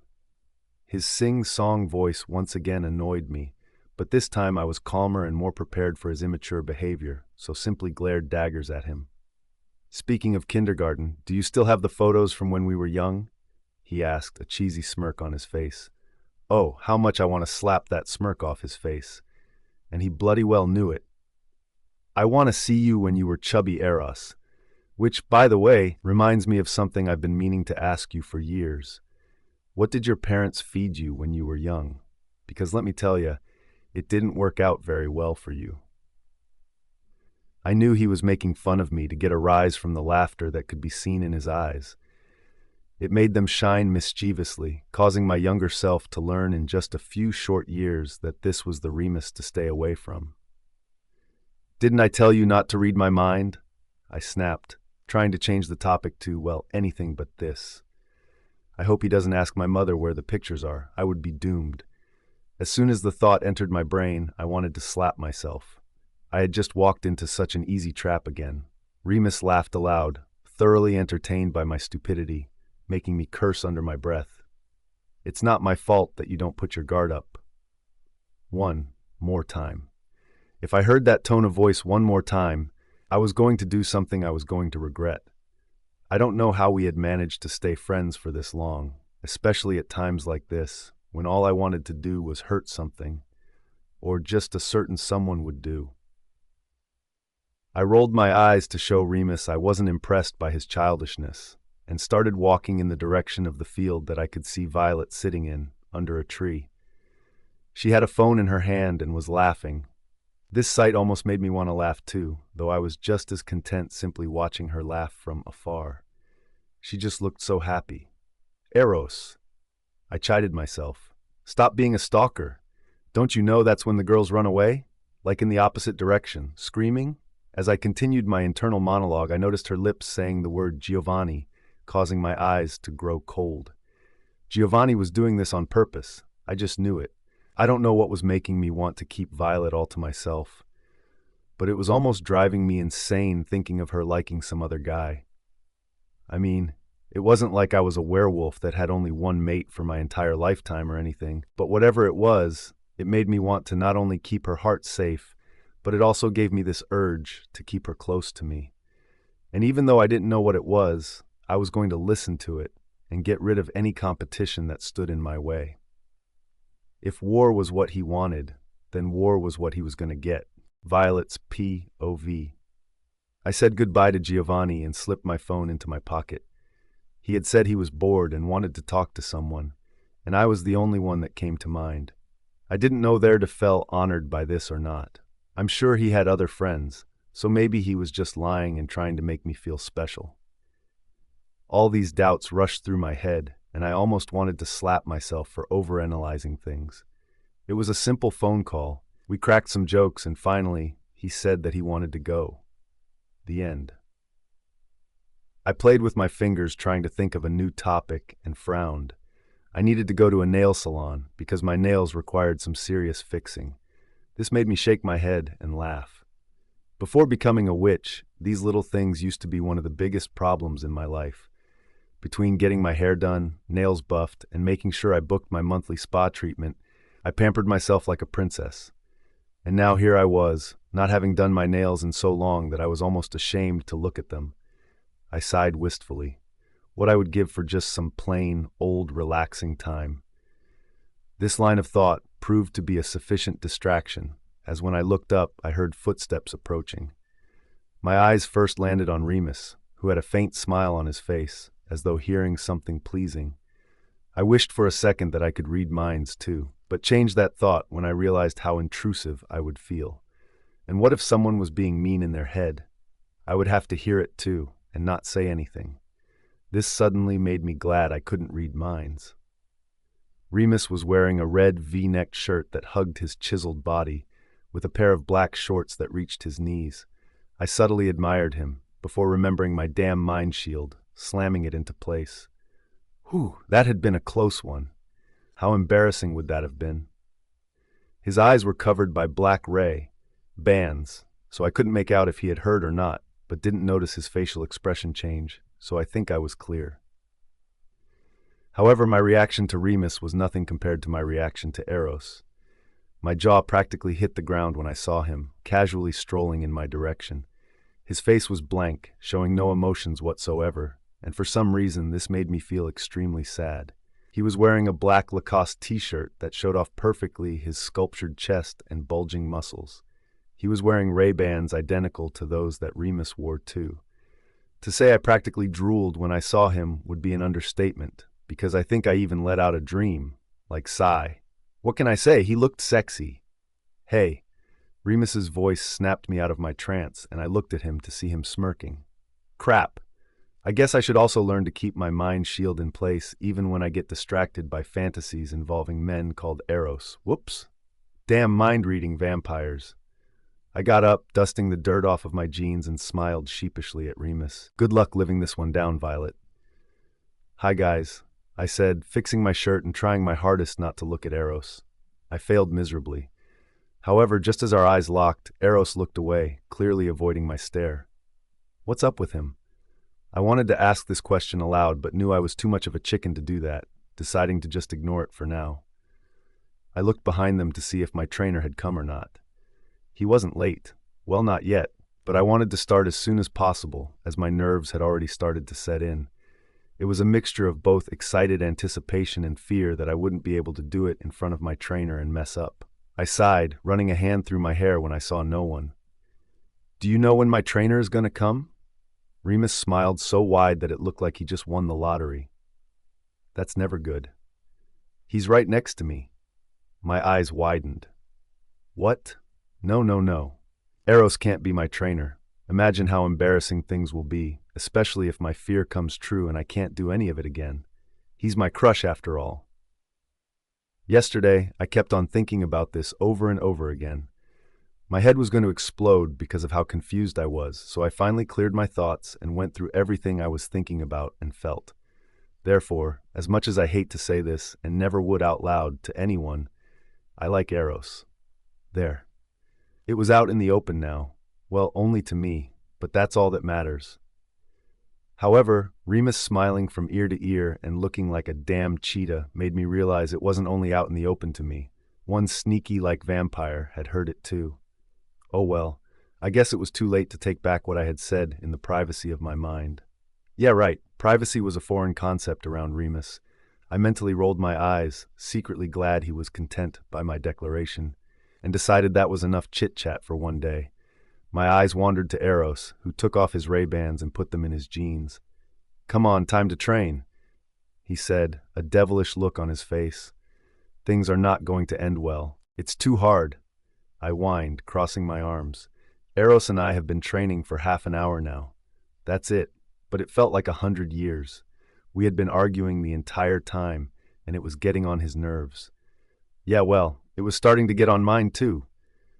Remus had been sitting under a tree, watching us bicker with an amused look on his face, until Eros got fed up with his snarky comments, and he told him to leave. And that's exactly what Remus did, but not without shooting off another funny joke about Eros's childhood. Right now, Eros was teaching me how to do a firestorm. At the beginning, it sounded so easy, but boy was I wrong. Eros first taught me how to position my hands. He told me that both of my arms should be extended upwards and then I should turn around in circles, my arms going lower and lower each second, an equal distance from my body. I have to do that many times so that the firestorm can grow bigger and bigger. Yes, like I said, I had sounded easy, but it made me dizzy enough to want to throw up and required so much energy and strength I just didn't have in my arm muscles. They already were screaming in pain from the amount of time I had had to hold them in the air in a fixed position, and it was not worth this much torture just to make a stupid firestorm. Eros's face could have made any girl run away screaming bloody murder, but I held my ground and pinned him with my best I'm not doing it face. Enough was enough. The only reason I had even stayed this long was because his handsome face always managed to distract me, but with him so angry, it kind of defeated the point. Everything for you is so hard. This is life. Deal with it. He exploded, the veins of his face popping. Wow, he really was angry. A real genius statement, that one, Violet, I added mentally. Now, stop being a crybaby and let's try to work on this again, he demanded, running a hand through his hair. It seemed to be a habit neither one of us was able to break, and this almost made me smile, until the current situation and the words he had just spoken came back to me. I glared at him through thick eyelashes and put my hands on my hips. "I'm not a crybaby," I protested, making Eros chuckle humorlessly. "Suit yourself, lollipop." I gritted my teeth, holding back my tongue as it wouldn't have been pretty. I'll tell you that. Oh, I wanted to kick his ass so much right now. "Try it one more time," he ordered, crossing his arms with an angry look on his face. I shook my head repeatedly. "I'm done. I've been trying and trying, but it just won't work." "No." Eros's eyebrow twitched, and it looked like he was having an inner battle on whether he should kill me on the spot or shoot fireballs in my direction. "Violet, I'm going to say this once. If you don't do what I'm asking, I'm going to throw you in the underground dungeons and chain you up. No food, no water, and mice and rats will be your best and only friends. Got it?" He raised an eyebrow, daring me to defy him. I nodded, but rolled my eyes when he turned around.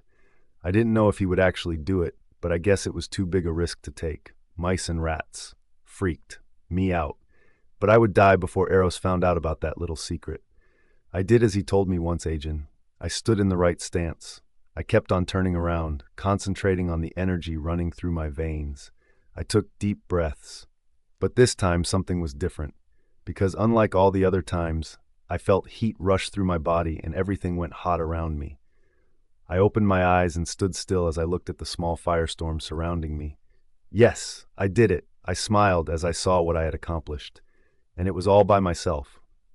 Well, mostly, as Eros only helped a little bit. As I felt my success flow through me, I got the urge to achieve more. An even bigger firestorm. I wanted to show Eros that I could do it, and not just a small bay-sized one. I closed my eyes and concentrated on the fire surrounding me and imagined it going higher and higher until it surrounded me. "Violet, that's enough." Eros's voice rang through the field, but I didn't listen to him. I felt the firestorm get stronger and higher every second passing by, and the energy that I felt in my body was amazing. I took a step back, though, when another force hit me. I tried controlling it, but it was too strong. I lost control over the storm and opened my eyes, only to find myself staring at two silver orbs. "When I tell you stop, you stop. What the hell is wrong with you, Violet? You were going to burn down the whole forest." He yelled harshly, making me wince. I looked down at my feet, anger boiling in my blood, anger too strong to hold in. And so I didn't. "It's because of you. You made me feel like I was so weak and can't do anything. I wanted to prove you wrong, to let you know that I can do it. But here you are shouting at me." I screamed, but my voice cracked at the end of the sentence. I felt hot tears threatening to spill, but blinked them away, not wanting to look like the crybaby he accused me of being earlier. I wouldn't give him the satisfaction. Eros's face softened, all trances of anger gone. "You know I never meant to make you feel weak." I shook my head, still angry with him, and took a deep breath. "I'm done for today," I stated, turning around. I clenched my fists and started running in the school's direction. However, I was so wrapped up in my thoughts, I didn't notice that there was a big puddle of mud ahead of me, until I accidentally slipped on it. I closed my eyes, waiting for the pain to come, but it never did. I opened my eyes and gasped softly when I saw Eros' face inches from mine, staring at me. There was a light behind his eyes that had been there earlier, when he had stopped my firestorm, but this time was different.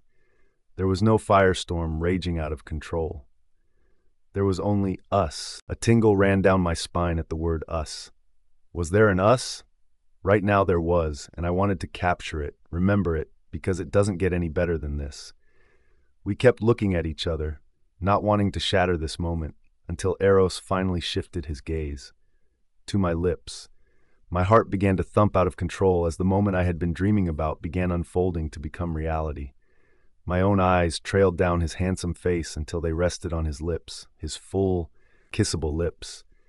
I felt him leaning closer and closer until our foreheads brushed together lightly. I closed my eyes and instinctively leaned closer until our lips met. Violet's POV.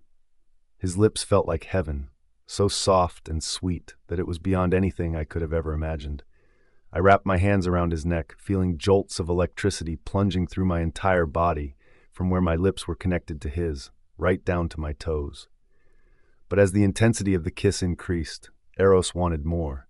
He demanded entrance, but I decided to tease him a little bit and kept my mouth shut, wanting to see what he would do next. And being Eros, he quickly became impatient with my games and bit gently on my lower lip, playing dirty in my books. It didn't hurt, but surprised, I gasped, playing right into Eros's hands, and he took the opportunity to explore my mouth intimately. The tingly feeling grew between us, almost surrounding us in our own unbreakable bubble, where it felt like nothing else mattered, and no one but us could ever enter. Our tongues battled for dominance, but of course, Eros won. My hand slid up to his hair, gripping it tightly as the strands tried to slip through my fingers. He wrapped his arms around my waist and pulled me up so we were standing. Both of us parted, almost at once it seemed, gasping for air. Eros's lips were strawberry red, making them look even more edible than before, and I had to stop myself from pulling him into my arms and continuing what we had started. But as the rational part of my brain started working again, my eyes widened and I froze, trying to figure out what had happened. I just kissed Eros.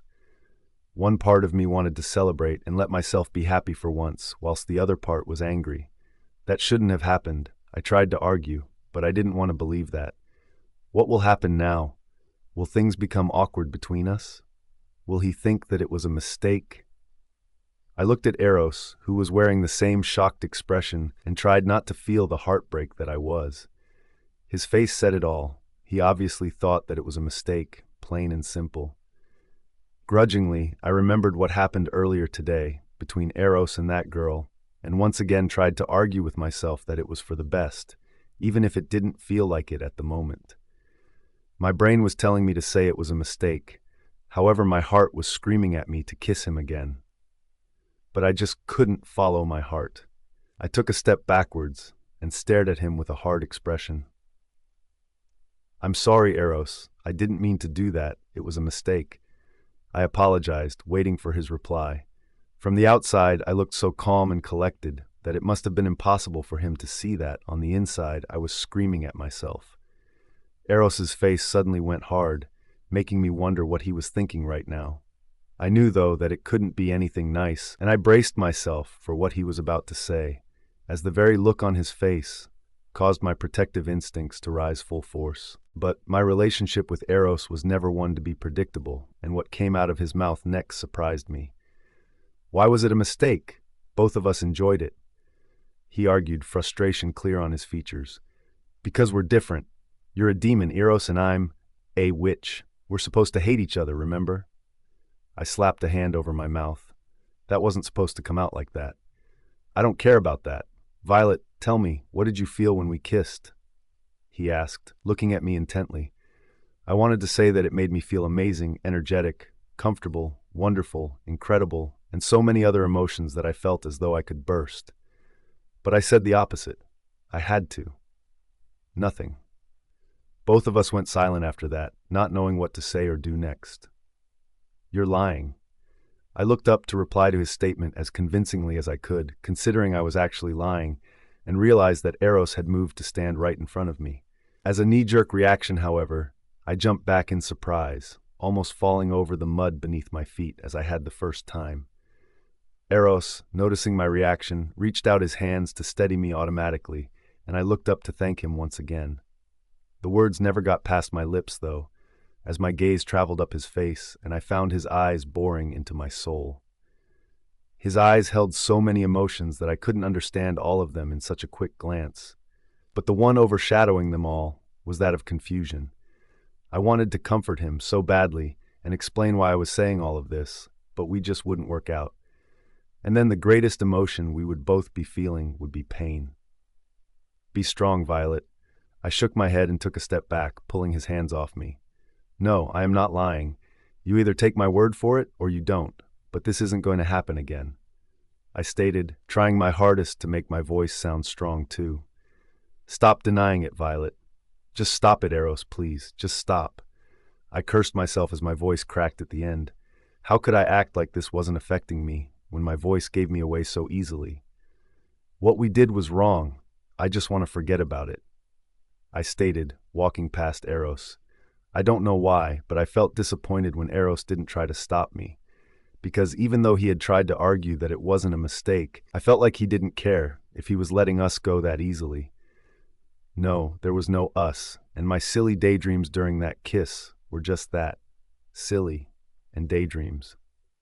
I remembered the movies that I used to watch, where the couple would have a massive fight, but in the end, the guy tries to stop her, and then does something ridiculously cheesy, like telling her he loves her for the first time. But I would give anything to be that cheesy couple today. I guess I should know better than to think my life is a fairy tale. I entered the academy and started walking up the halls. On the way to my dorm, people kept on staring at me and I wanted to scream. I wanted to scream out loud at how upset I was, and I wanted to scream at the rude people that had never been taught any manners. Oh, enough of it already. You know I'm a princess, so why are you looking at me like that? But I didn't and couldn't, since I had to be this so-called nice darling princess to everyone. Bullshit. I rolled my eyes, ignoring the whispers, and started walking up the stairs. I gritted my teeth. Damn him for being hot.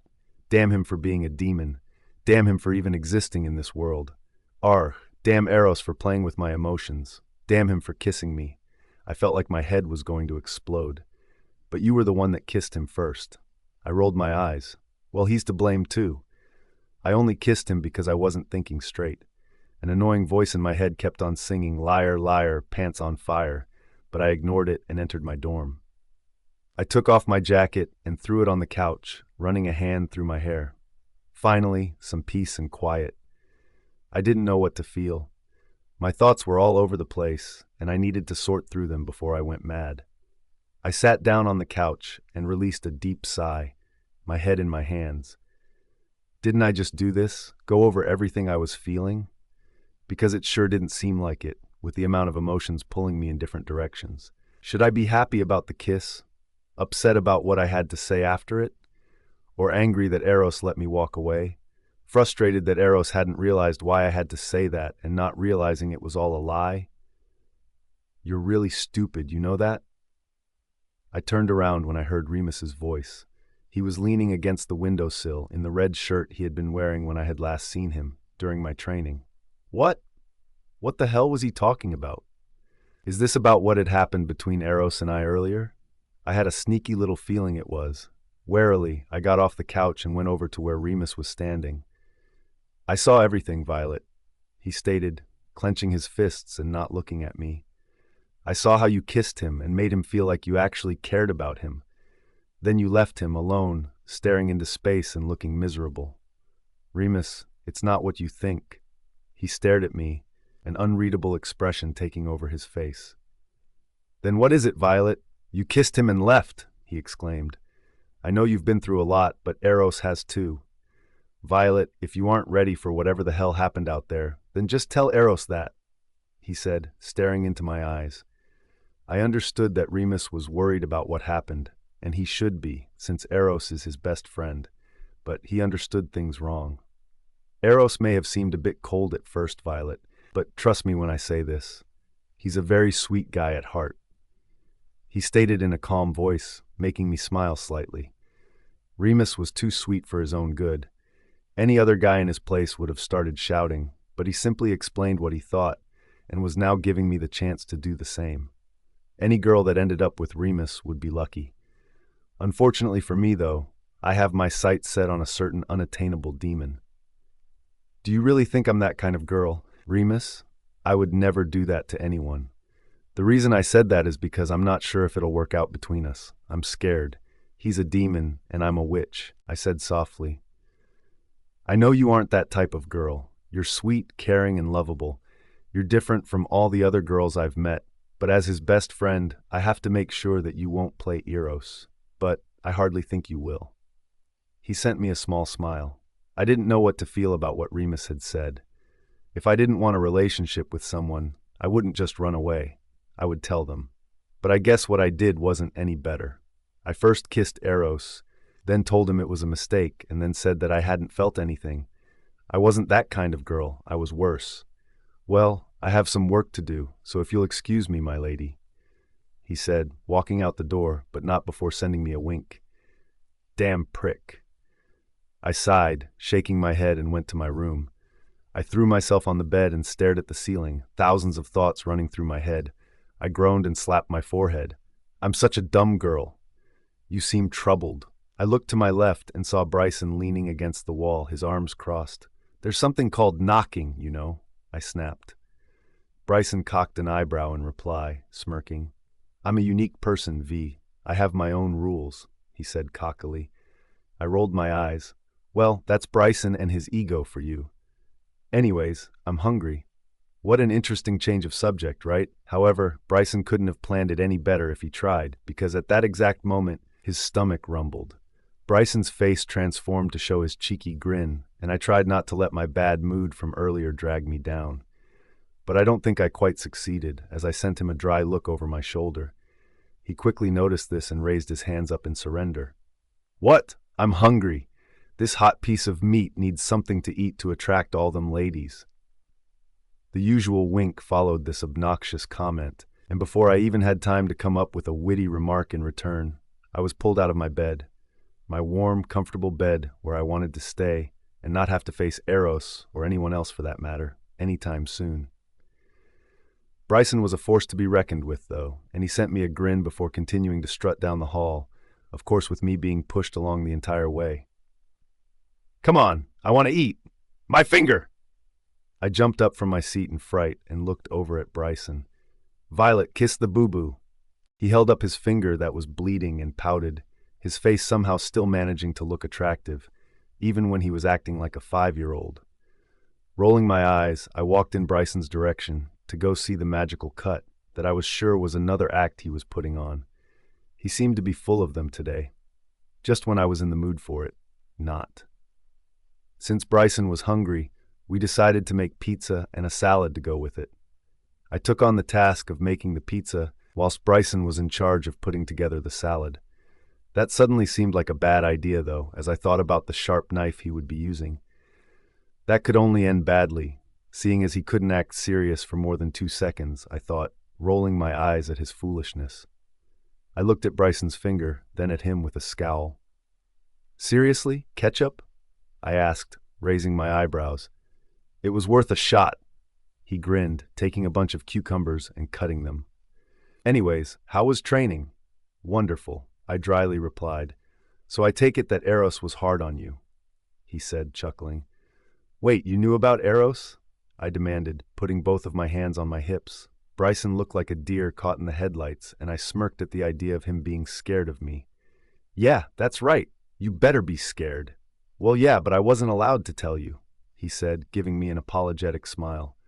Before I could answer, someone barged into the room and squealed loudly enough for Bryson to quickly cover his ears. Violet! Well, that's Claudia, all right. I turned around, smiling, and before I knew it, both of us were practically hugging the life out of one another.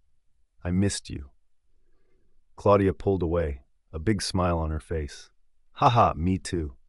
From the moment we took a seat, Claudia started talking about what happened to her whilst visiting her parents.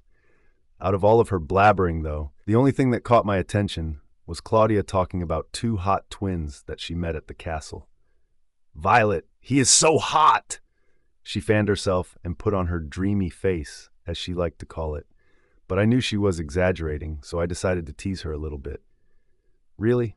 Well, I want to meet him, I said, a small smile on my face. I can't wait to see her reaction on this one. He's mine, she said, pointing a finger at me. But you can always date his super sexy brother. I mean, I think hotness runs in the family.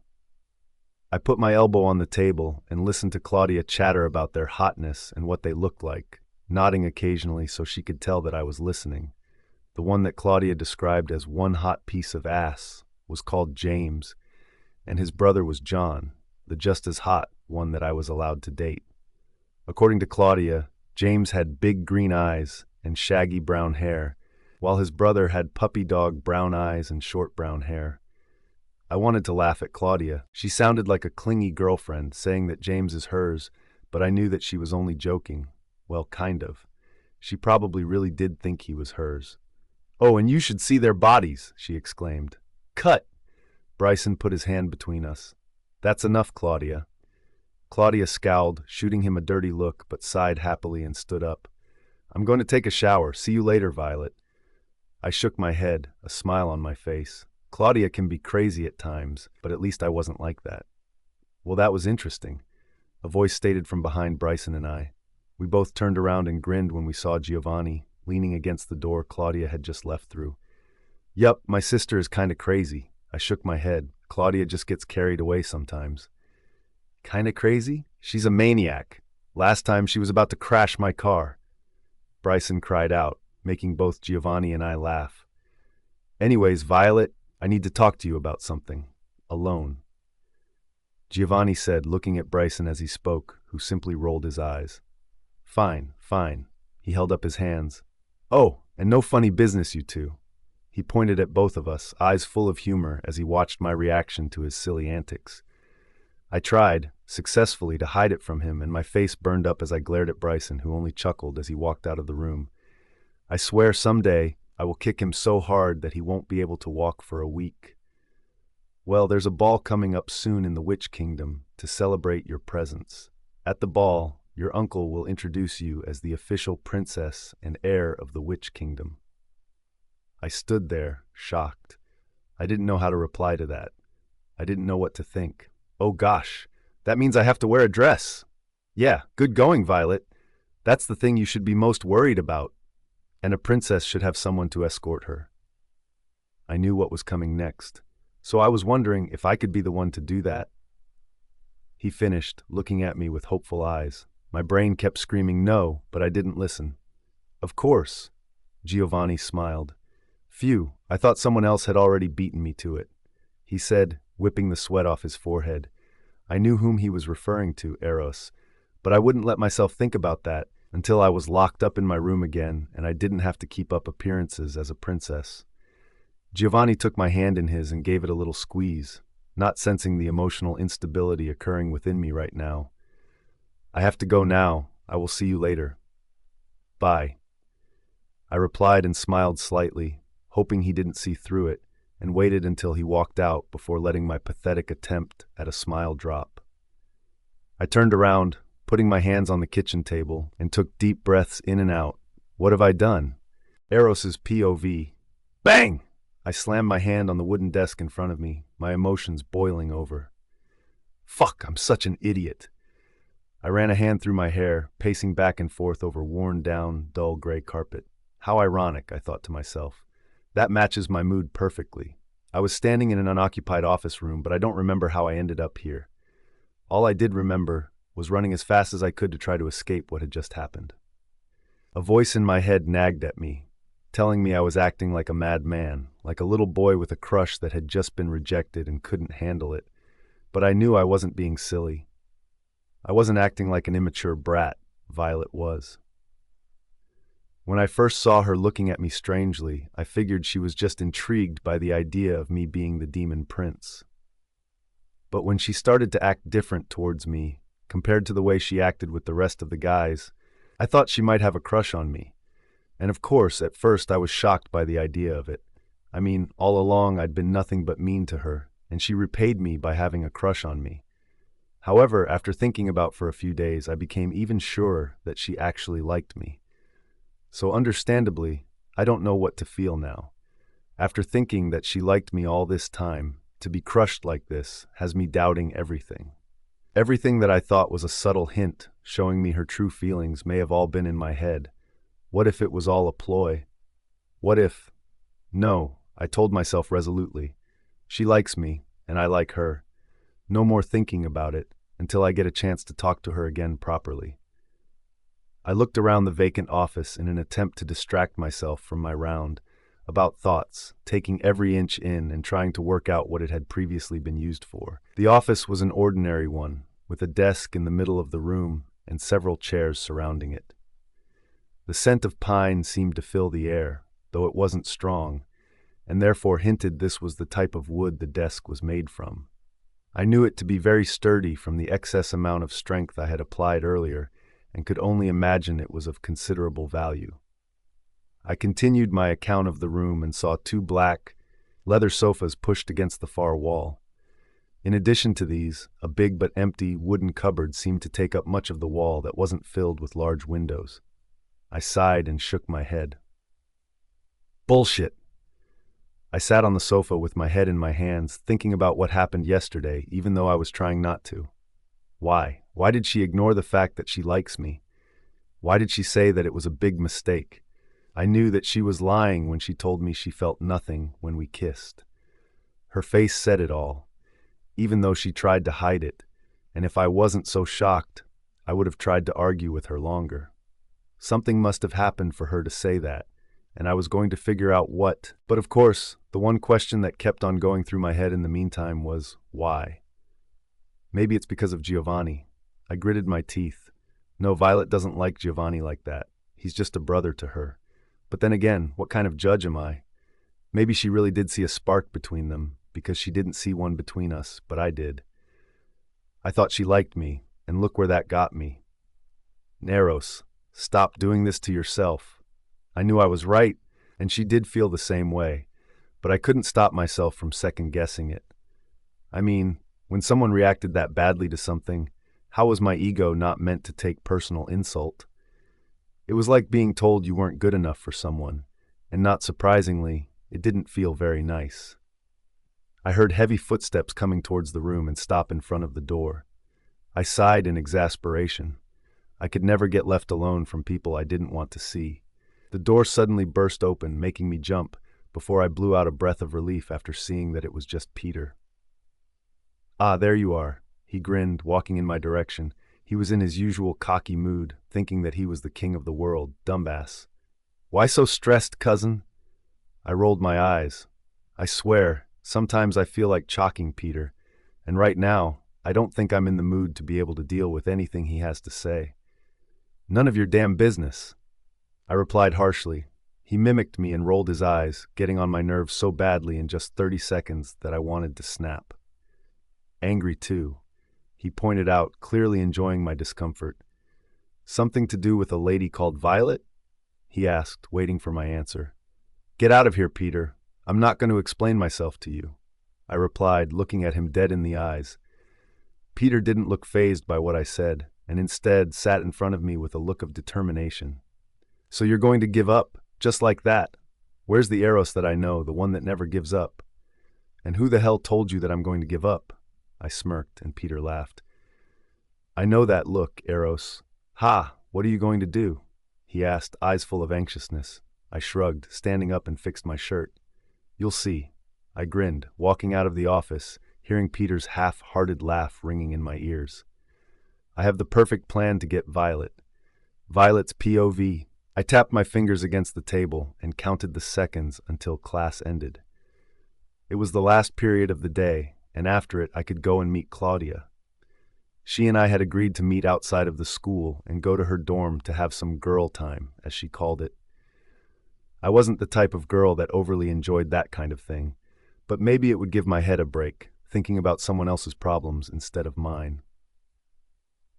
I groaned silently, as a thought popped into my head that I had forgotten. Today after school I was scheduled to train with Peter, and if last time was anything to go by, I knew it would be both frustrating and fatiguing.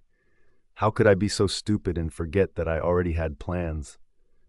I put a hand on my forehead and sighed in regret. I guess the trip to Claudia's dorm would have to wait until later. The bell finally rang, and everyone stood up, collecting their stuff off the desk and shoving it into bags. Some were rushing to get somewhere, anywhere, more exciting, whilst others dragged behind, as though dreading what they had to face next. And I understood what they were feeling if they had to head to detention now. I just wanted to get out of this cement prison. However, just as this idea flitted across my mind, so did the image of Claudia's face as I broke my unfortunate news to her, and suddenly, the idea of detention didn't look so bad. I got up quickly, though, putting the notebook that I'd been doodling on for the past 60 minutes in my bag, and ran out of class, not wanting to make Claudia wait. "Violet!"